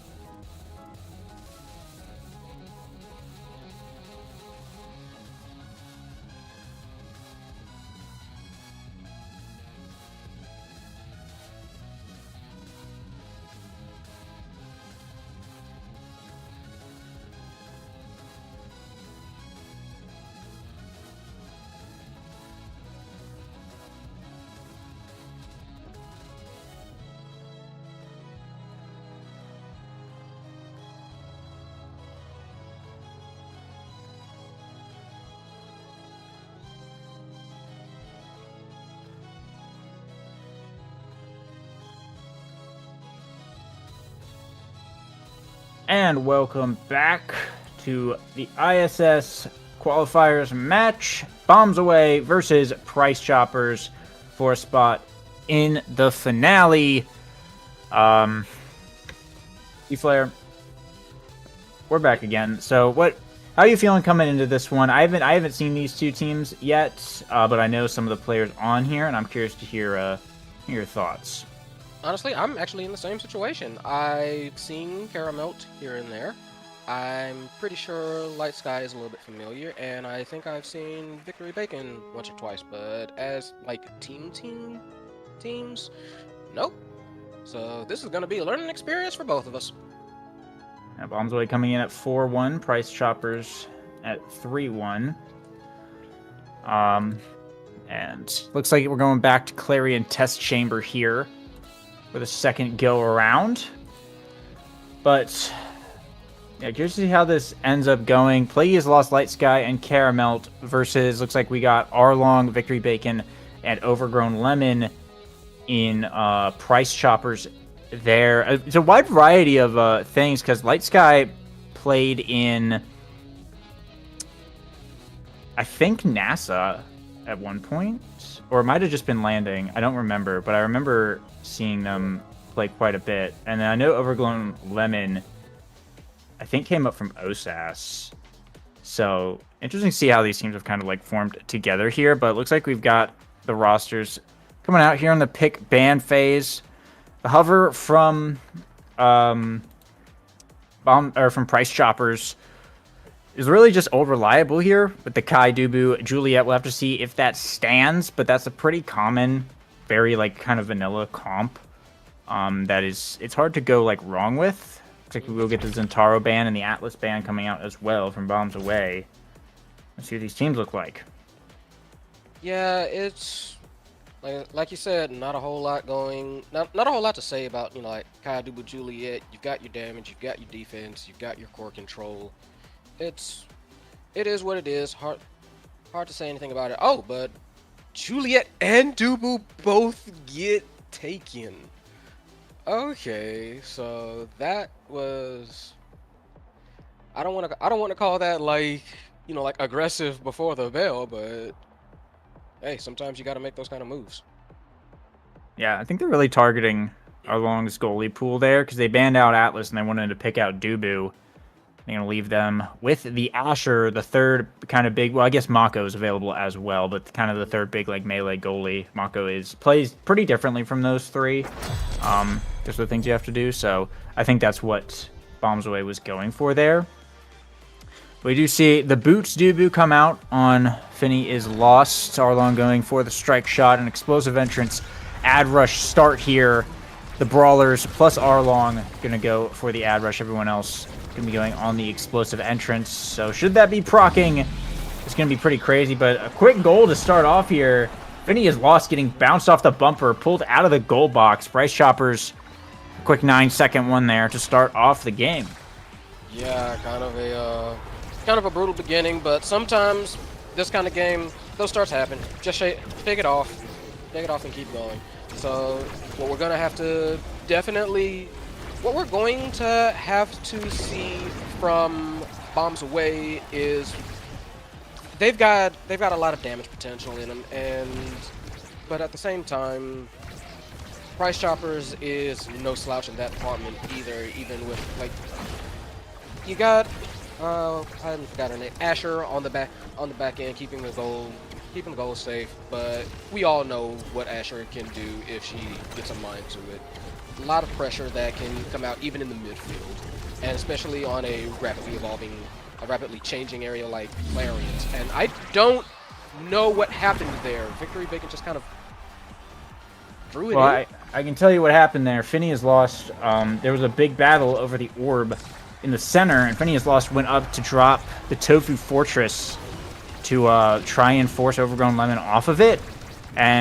But as that happened, the core went around the backside, and Victory Bacon saw the goalie was out of position and just kind of made the breakaway around the bottom side and sunk it in. So the second time Finny is Lost has been pulled out of position there, and Price Choppers have been able to capitalize. We'll have to see if that's a recurring trend. But Caramelt, a nice one there, 1v2 able to take quick advantage and get a nice strike war against Victory Bacon. Put Bombs Away up on the board now.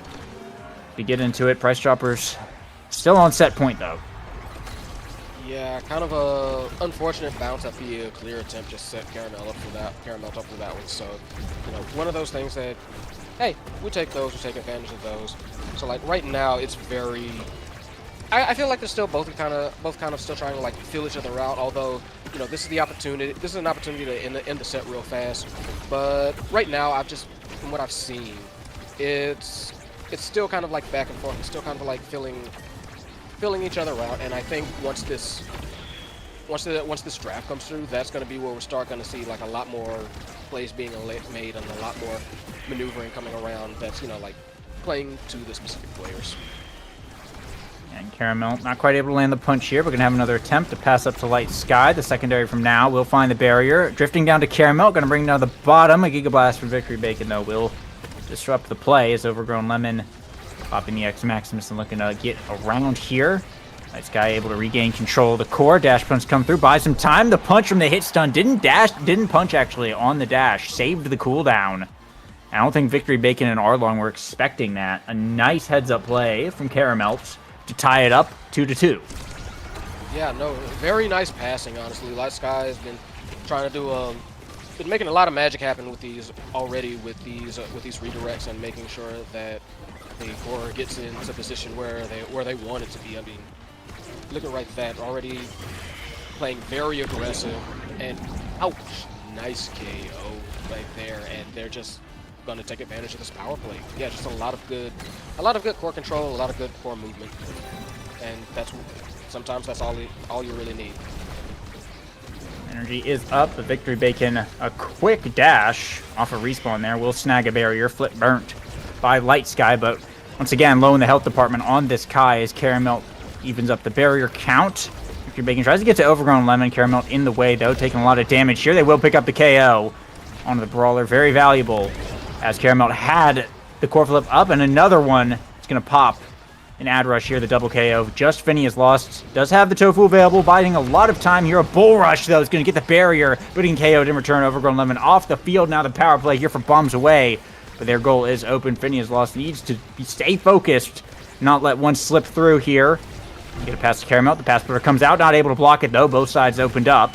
It's Overgrown Lemon on the top side. Core flip from Arlong sends it around. Finny is lost there. Able to save that one away, but now Victory Bacon. Light Sky with the primary, though, steals it away, gets Caramel. Arlong on the defense will hold it down. Overgrown Lemon on the top side. The tofu comes out in the corner. Pass down to Victory Bacon. A bounce off the corner, though. Holding in the top side, though. Light Sky able to get control. Pass to Caramel. Dash punch not able to connect. Gonna have another try here. A back pass, but Overgrown Lemon is there. Popping the X Maximus now. Giga Blast to send it through, and Overgrown Lemon in the corner. They'll be able to force it in. Price Choppers will take set one. Yeah, I feel like that was a couple of, in my opinion, kind of like questionable passes, and I feel like at the very least at one point, Caramel had it, had a good shooting opportunity and kind of like didn't take it there. But sometimes you make those decisions, they don't work out, and right now, they see Price Choppers. We've got a lot of going on here with these awakenings. Yeah, I'm picking up Egoist and Fight or Flight there. Are pretty big, especially the Egoist, making it all the way down to 5th pick on the X. Bombs Away definitely playing with fire on that draft for sure. Finny has lost, opted for the built diff over the Egoist, which I think is a little bit questionable, especially considering you're already playing Momentum Boots Dubu, letting the forward get that pick. I know it's X and I know size is scary, but Egoist is really, really good. And they already have Ad Rush, so this is just a momentum-based brawler now. And, of course, Fight or Flight on Victory Bacon is a massive first pickup reward there. Some okay things on Bombs Away, but Price Choppers getting huge awakenings going into this set. Yeah, absolutely. It's one of those things where, like, for Finny's loss, definitely, I can see the logic. I just don't know if I agree with it, and that seems to possibly be bearing out with that goal that Victory Bacon just was part of. And now kickoff here for point 2 after Price Choppers go first up. One barrier gonna fall down for a bomb play pretty quick there. Overgrown Lemon with the dash punch, or sorry, the bull rush into X Maximus. Basically the same thing. We'll get the ad rush proc and the second barrier on the power play now. Has a flip available. A roll from Phineas Lost. Baits out that flip.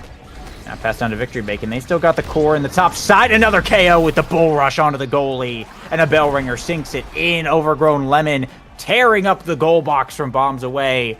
And now Price Choppers up 2-0.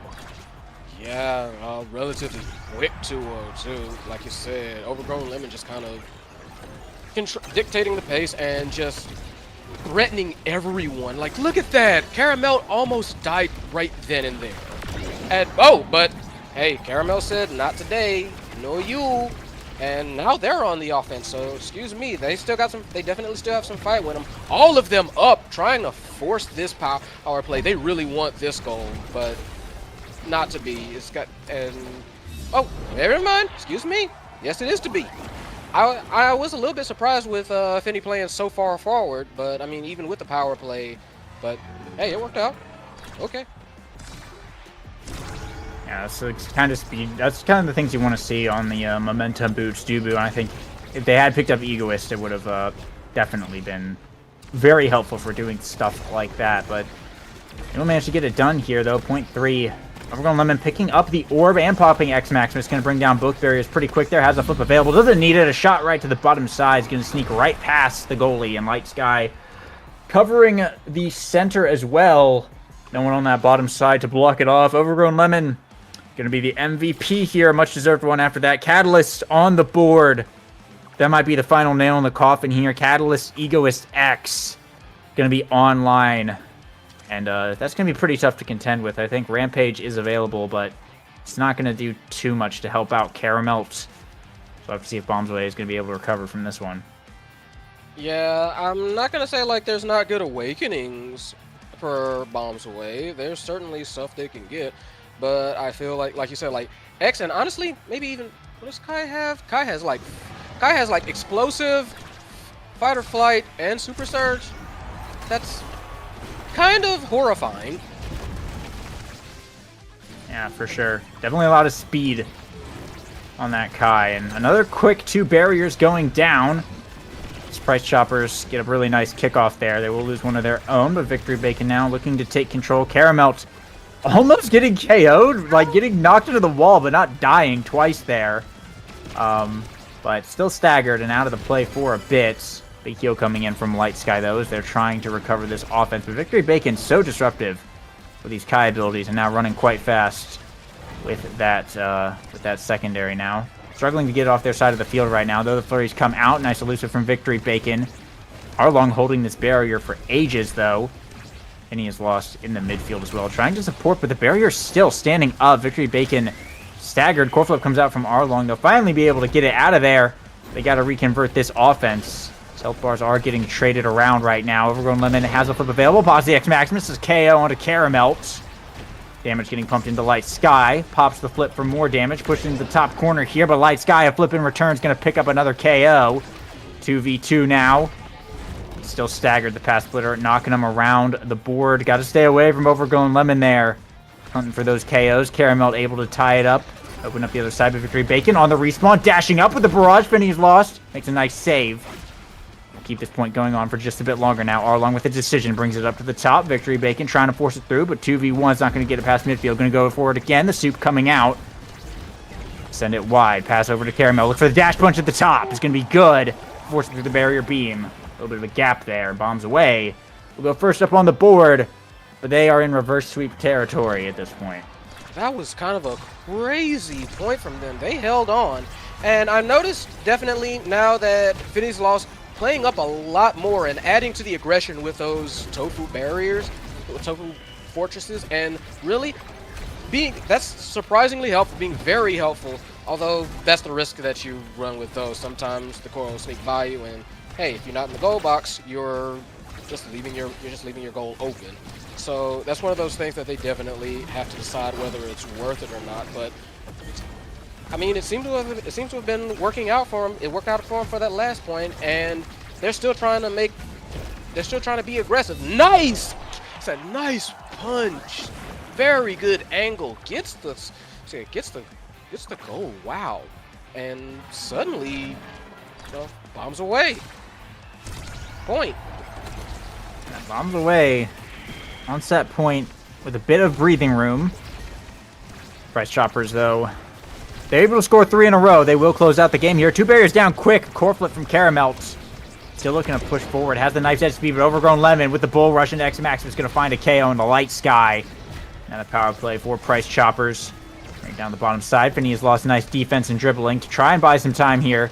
Get it over to Caramel. Victory Bacon trying to work some magic, but Light Sky coming back online. Now the Tofu Fortress comes out, shuts down Lemon's offense, and burns the flip as well. Big interaction from Finny is lost. Now they just need to score here on the bottom side. Finny's lost, bringing it rotated back around. Caramel looking for the dash punch, not quite able to find it though. Victory Bacon doing a good job disrupting. Overgrown Lemon not quite able to get a hold of the core. Dash punch toward the center, but not quite far enough to grab the core. When Arlong went for that cross clear though. Where he's coming out in the corner. Still not able to grab much. Another pass up. A core flip burnt from Arlong. Sends it around. But the pass splitter coming out. Finny is lost. Not able to make the connection on the pass. Man, this is a very intense set. And, like, Bombs Away just holding on very well. They really want this last one. I have to say, it's been some very good clears, some very good angles attempted. Arlong doing their absolute best to shut them down. Caramel constantly on the hunt. Only been off by a couple of inches for some potential really good goals. But defense seems to be cracking now. One barrier gone. They have to hold up. Caramel, very nice shimmy shake. Caramel, Light Sky shakes Arlong, and they get the point. They get the set. They ain't out of this yet. Fortunately, Lemon whiffed the bell ringer after the flip. Could have gotten the barrier there. Bombs away, able to bring it back. Now some big rewards on the table here. Will be Timeless Creator going over to the Now. Work some magic on those drones right here. Pass splitter on the Asher. 1-2 punch on the Juliet. Pancakes for the Kai. Big Fish gonna get denied away here, but Perfect Form is on the table. And it drops all the way down to Overgrown Lemon at bottom pick. Which is crazy. Perfect Form, Egoist, Catalyst X. It was not denied away, which might be a kind of a blunder here. I don't know. Once again, I don't know if you go for the size. I don't know if you just let the 1-2 punch go, I think. Because now Overgrown Lemon is really built. Yeah, that kind of made me tug on my collar a little bit,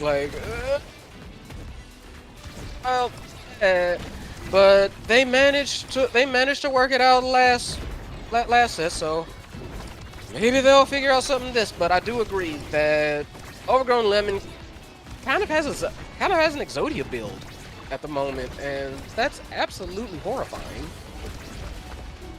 Already has the flip available here.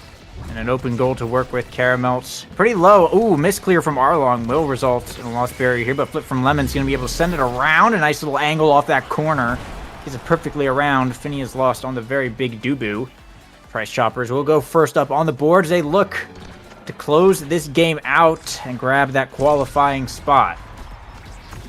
Yeah, they do not want to get reverse swept for sure.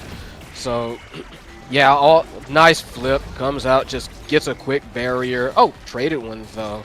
Oh, you can definitely tell that neither of these teams want to just go out here, want to go out like here and now for sure. Nice flip from Overgrown, does get stuffed though, but ouch, that only lasts for so long. Now Caramel and Light Sky somebody has to take over goalie duties, just for a little bit, but they seem to be managing it. Caramel gets the clear. Finny's lost right back in it. So, hey, they held out. Good on them. Now they have, but they still have a barrier they need to take down. And of course, after all that, they still need to score. Beautiful deflect on the flip. Very impressive there. Oh, I think Caramel kind of missed that one. Do you think? I don't know. It's hard to say. Well, he's going to pick it up there, so all is well. Both sides opened up going into overtime now. Overgrown Lemon, another chance. A bull rush. A perfect roll from Finny is lost to save that one, though. Along with a flip available, facing some pressure here from Light Sky. Victory Bacon on the defense. Whiffs the flip, though. from Arlong, and that's not good. Tofu coming out on the bottom side. Phineas lost. Caramel looking for the dribble play off the center, but Victory Bacon is there. Giga Blast coming through. X Maximus is available, and so is a core flip. Victory Bacon trying to force it through now. 2 flips up for Price Choppers. Victory Bacon bringing it to the top side. Flip first burnt by Light Sky, though. Now flip from Victory Bacon is going to get denied away, and a dash punch from Caramel. That's a KO. Has the ad rush available. Goes for the flip. Arlong with the defense, but another dash punch. Woo! The ad rush cooldown comes in huge to force it in. Bombs away. Tie it up 1-1. Bombs away, dropping bombs, throwing them. Very, very nice hold. Very nice goal. Caramel coming through. Massive punch. Just making sure everything's clear for that one. Oh. Yeah, these rounds now getting pretty neck and neck as Bombs Away have really come into it. I think Price Choppers maybe facing some mental issues, maybe some nerves after dropping that previous set when they were so close to sealing it away. Set 3 here. They have to hold strong. They have to recover. Overgrown Lemon as the Egoist burns the flip early, though. He's not going to get anything off of it. Now desperately scrambling to recover this core as Light Sky and Caramel looking to take over. A dash to reposition from Caramel there. As Light Sky brings it down. Core flip from Arlong. It's going to get blocked away from Light Sky, though. And once again, seems like Price Choppers trapped on their half of the field for a pretty extended period of time. And Overgrown Lemon not able to do too much when the core is over there. We'll be able to recover here and pick up that second barrier. A nice dribble play down the field. The Soup coming out. Pass Splitter as well. Will force it in the Particle Accelerator for a bit. A nice barrier beam shuts down Juliet. But Caramel has a flip available. And Knife's Edge speed. Arlong, nice pass up to Victory Bacon in the corner now. Overgrown Lemon working for the flip. Has it available. Burns it here. It's going to get blocked. And once again, they're going to have to try for another one. But Arlong! A pass. A team player hotshot pass there to Overgrown Lemon, who didn't even need to hit it. Just sunk right into the top corner. A beautiful shot there. We'll put Price Choppers on match point. Yeah, I think everybody kind of like, that looked to me like it was a case of, you got it? No, you got it. No, you got it, right? And just nobody responded in time. But Caramel definitely certainly responded. Nice KO. Quick 2 barriers. Light Sky knocks it in. They're saying, no, it's not ending like that. So, hey, 2-all, and it's one needs to stay in, and the other needs it to win. So we need to see who's hungriest. Bombs Away really need to press this one if they want to stay in. If they want to stay in this at all, and they've been kind of able to, but it's just concerning, you know. Yeah, for sure. I'm more concerned about Price Choppers if they're not able to close it out here. I have a feeling Bombs Away might be able to clinch a set 5. A nice flip block from Overgrown Lemon with the X Maximus. We'll get 1 barrier. Rush not quite able to pick up a second as Caramel looking to take over. It's going to get 1 with the flurries now. The Pass Splitter to try and cut their losses. Core flip from Overgrown Lemon. Dribble off the bottom side, but Phineas lost. Able to hold strong. Now pass down to Victory Bacon. Has the speed. Going to be able to pick up the second one. X Maximus coming online now. Looking for the KO with the Bell Ringer. There's going to be Light Sky going down. Victory Bacon looks to push through. Another flip available for Overgrown Lemon. Going for the top side. Flip up, but Phineas lost with the log. Going to shut that one down, though. Victory Bacon looking for another attempt. The roll will shut down the pass, and Light Sky back online. Overgrown Lemon looking for available, but no shot to the top. It's going to hit the corner. Going to get a KO on Phineas. Lost, though, and Light Sky not able to hold off of that one. Price Choppers sealing the deal on a 0.5 and taking the qualifying spot. We'll see them in finale. Bombs Away. Going to be moving down to the 3rd place tiebreaker, where waiting for them is the Web Fishing Warlords. That's gonna be a fun match, but like for now, very good. Like, congrats to Price Choppers. They managed to hold on, especially because, like you were saying earlier, like the mental is such an important part of this kind of games, because especially if they go long, especially if you miss, maybe like something happens and you miss like a core save by just a couple of inches. That can rattle you really badly, and it's a testament to, you know, your mental and your assurity that, you know, you've got this. Sometimes those things happen. You've got to have like a good mental game for something as fast moving and as frenetic as this. So good on them for being able to hold on and power through, and like you said, they made it on. See them in the finale. Yeah, indeed. we will be throwing it to a bit of a break here. Couple minutes, and when we come right back, it's going to be Web Fishing Warlords versus Bombs Away for that third place tiebreaker and our final finale spot for this week. So we'll be back in just a few minutes. Don't go anywhere.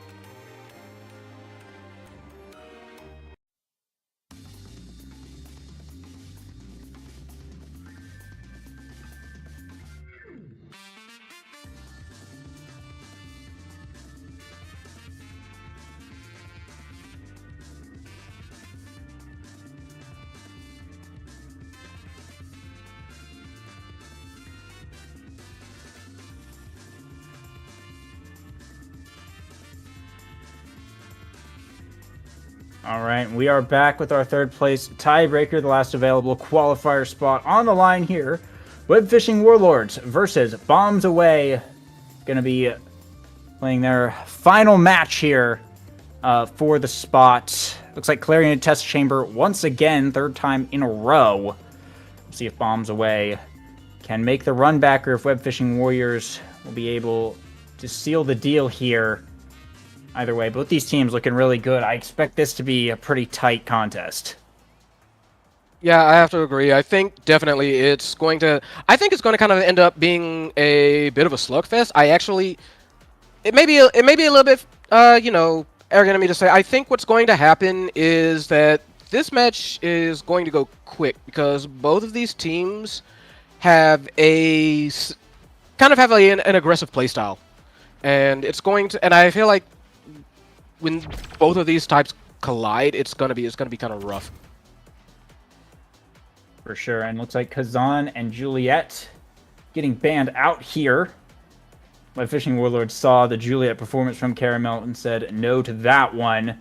Looks like Phineas Lost going to be opting into the Luna goalie.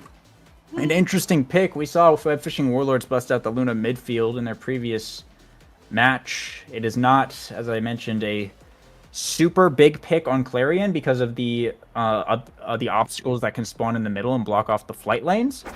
We'll see how it ends up going here. Spark of Power, hot shot start. Phineas Lost and Nikki Minlin going for the spark. Everyone else on the hot shot. And Alalira on the Estelle goalie. Strike shot Estelle goalie as well. Very interesting. Yeah, I don't see Strike Shot Estelle very often. I'm gonna be real with you. So definitely looking to see what's gonna happen there. Like, we already got like an early barrier, so who knows, really. Yeah, it's not a super common pick. It's generally, if you play Estelle goalie, it's like more viable to do eject button, but Estelle goalie is not a super popular thing to begin with. But the people that really like it tend to really like it. A nice Juno Slime almost sets up for a point there from a Yoshiki fan, but not quite able to seal that one out. At open goal though on the side of Bombs Away. It's going to make things difficult. Very aggressive comp from Web Fishing Warlords. The barrier falls for 2 Caramelts. Phineas Lost dribble on the top, and Light Sky able to recover. Now pushing through on this top side. They do have a flip to work with, but the projectiles coming out from Web Fishing Warlords make it very difficult to get it off of their side of the field. Giga Blast will be shut down. A slime from Yoshiki fan. Phineas Lost just barely able to recover. The slime sends it back. The boost almost finds a point, but the barrier, or the bumper, deflects it away. Ice Guy sends it into Caramel. A core flip to the top side will be good. Bombs Away will be first up. Yeah, you're kind of seeing the game plan for Bombs Away already, which is kind of like a somewhat weird variant of core control. I mean, obviously the Rasmus, very typical core control there, but with how Luna and Kai operate, very kind of sudden interrupts, very kind of sudden redirects, and I think that seems going to be like their game plan, to make it suddenly just very incredible, like 90-degree turns, you know? Yeah, for sure. There's definitely a lot of ways that they can get, Web Fishing Warlords can get this core around with the Juno Estelle, but as we will tend to see, if Caramel's allowed to get up in their business, the defense will tend to collapse pretty quick. An unfortunate bounce off the center means they've lost both barriers here. They do have 2 flips to work with, though, and Caramel is staggered. Light Sky, though, trying to take over in the corner. Core flip from Nikki Minlin. You can go wide, sends it right back to Caramel. Yoshiki fan has to burn their core flip.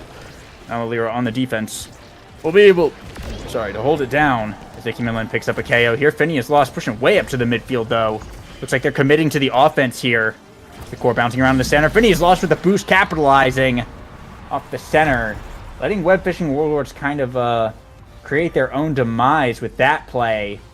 And then Luna just capitalizing. Bombs Away on set points.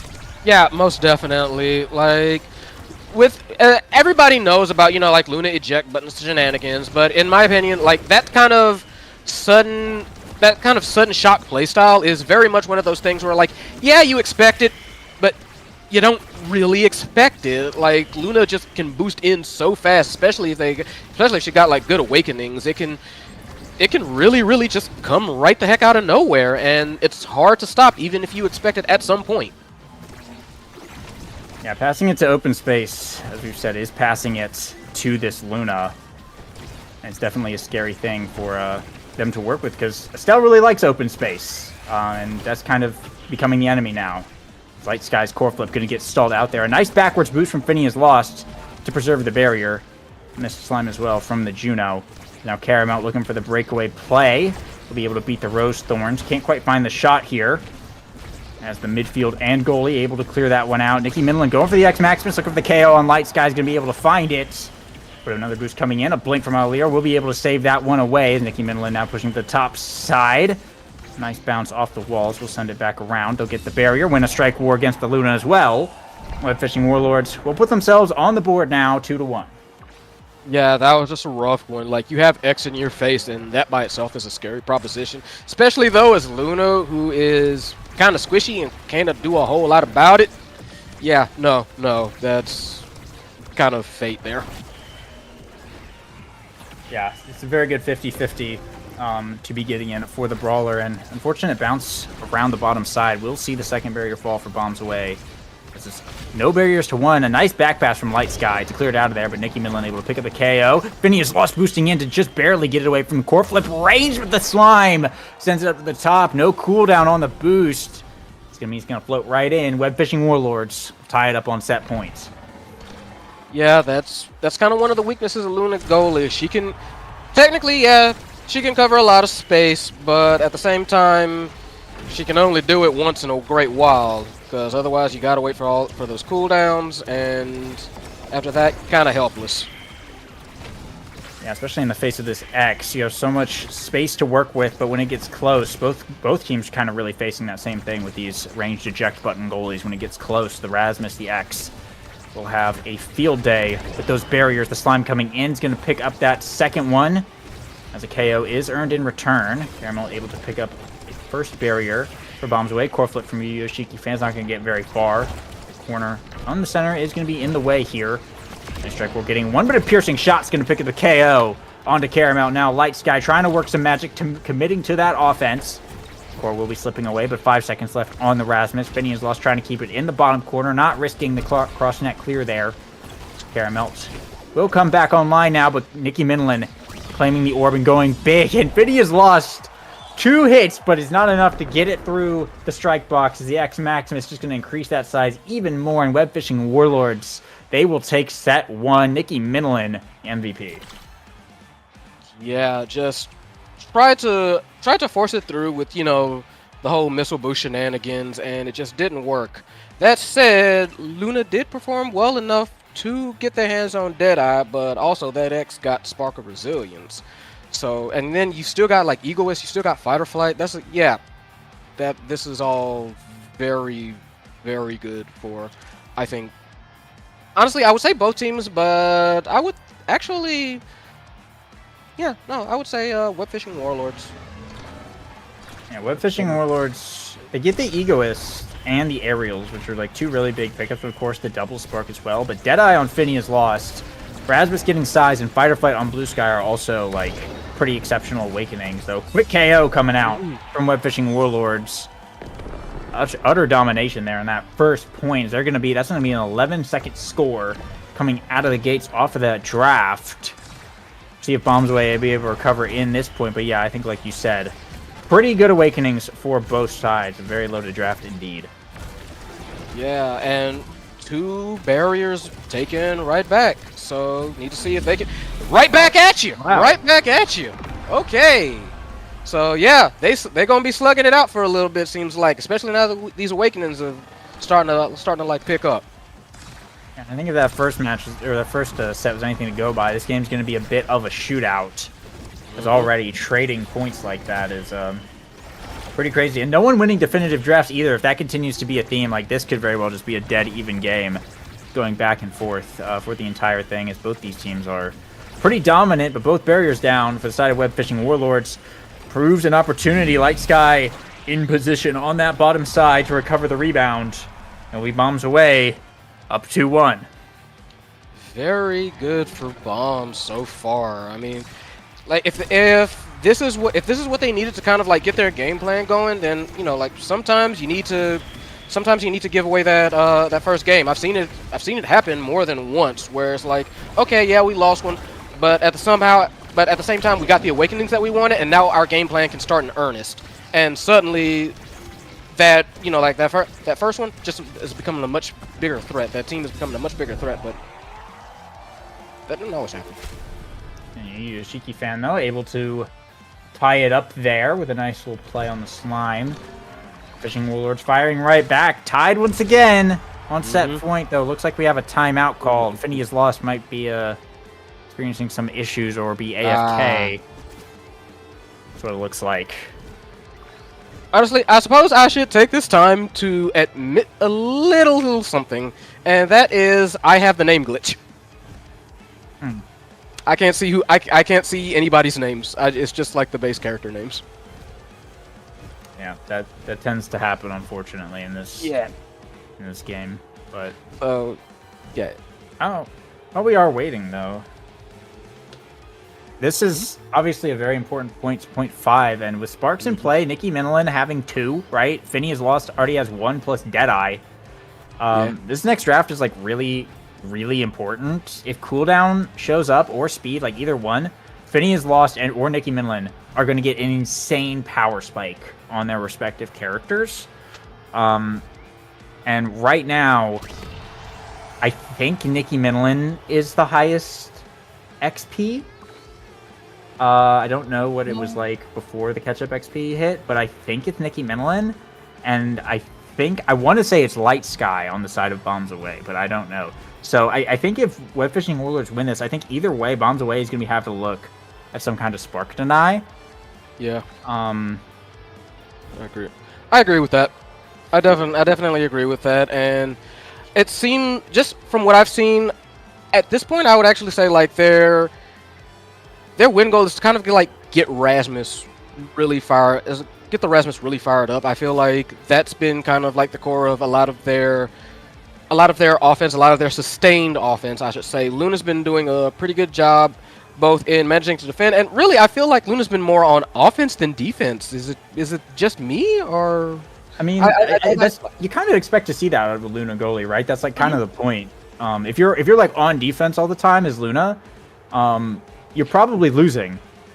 Oh, it looks like we had a disconnect, actually. Yeah, okay. So just to remind folks, what are the rules on these disconnects? I don't know what it is for this thing, but usually it's like 2 minutes. Okay. So if they don't come back in like 2 minutes, I think they have to continue playing, and it's too late to remake it because it's past like the first set, but looks like they're back. Okay. Just okay. Yeah. Okay, looks like we're good. All right, let's rock and roll. And going into kickoff in overtime here is always kind of goofy, especially with the hotshot Juno in play with the starting awakening. And well, that's a way to end it, I guess. The slime literally hits it off of the decaying barrier, and it ricochets off the corner right into the goal. So the wait was longer than the point there. But Web Fishing Warlords, they'll take it here. Yu Yoshiki fan going to be first up. There's the spark of agility. Light Sky hovering the deny away here. So it looks like that's going to be how it plays out. Yeah, they do, for sure. They just got it. Yep, got to take it.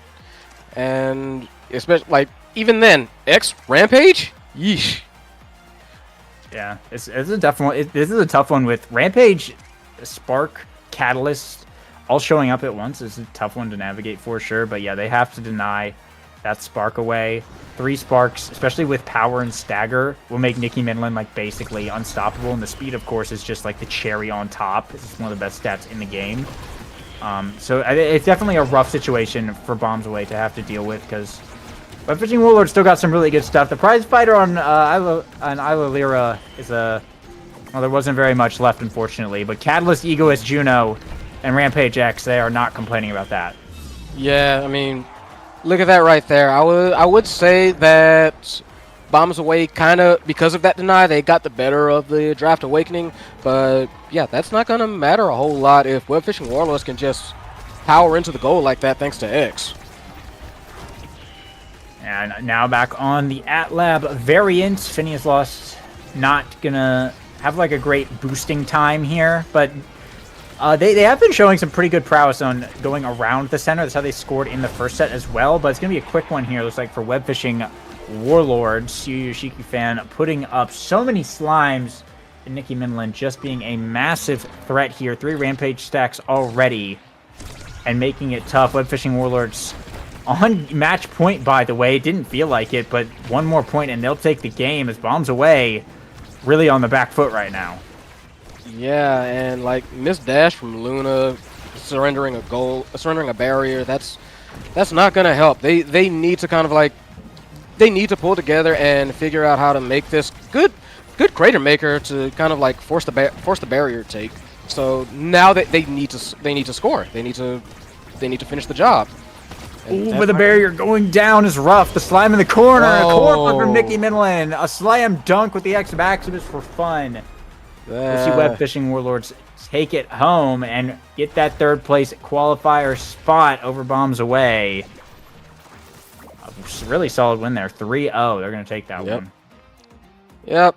At that point, I feel like it was just kind of done. They did try. They absolutely tried. They pushed out, but it was too much aggression, too fast, and I feel like they just couldn't get their game plan quite rolling like how they wanted to. Yeah, the hotshot start was definitely really good for Web Fishing Warlords as well, running the Estelle and the Juno there, and of course the Sparks ended up playing a big part in bringing that X online, but they also just played it really well. They made Phineas Lost's life very difficult to defend against the slimes. You hit it because Luna only has she doesn't have like multi-hit abilities. She just has single big hit abilities, and when the slimes are in the way, you kind of need multi-hits to like really force it through them. And the slime placement was very good. Of course, Nicki Minlin was just playing a very strong brawler. Very strong, very aggressive, and yeah, like you said, against Luna, she doesn't handle that very well. So that's what it was. Yeah, and well, with that, week 1 of ISS gonna be coming to a close here. Price Choppers, Get Her Done, and Web Fishing Warlords will be the first 3 teams qualifying into the finale, which is pretty awesome. The other teams, of course, will have another chance in the next couple weeks to claim some spots. This is a league pretty much like how OSAS works. So with that, though, P4, do you have anything else you want to say before we dip for the week? Already it's looking intense, and definitely going to be looking at these teams to kind of like carry their momentum through. Get Her Done, I believe, is 5 straight now. So from the looks of it seems like they're 5 straight. So they are definitely going to be wanting to keep that perfect record going, but at the same time, they're also going to have a big target on their backs. So definitely best of luck to them. Best of luck to everybody else. It's looking to be a wild one. Yeah, well, thanks for watching. We'll be back next week, same time, 8 p.m. on Wednesday with week 2 of ISS. That's all from us. Good night.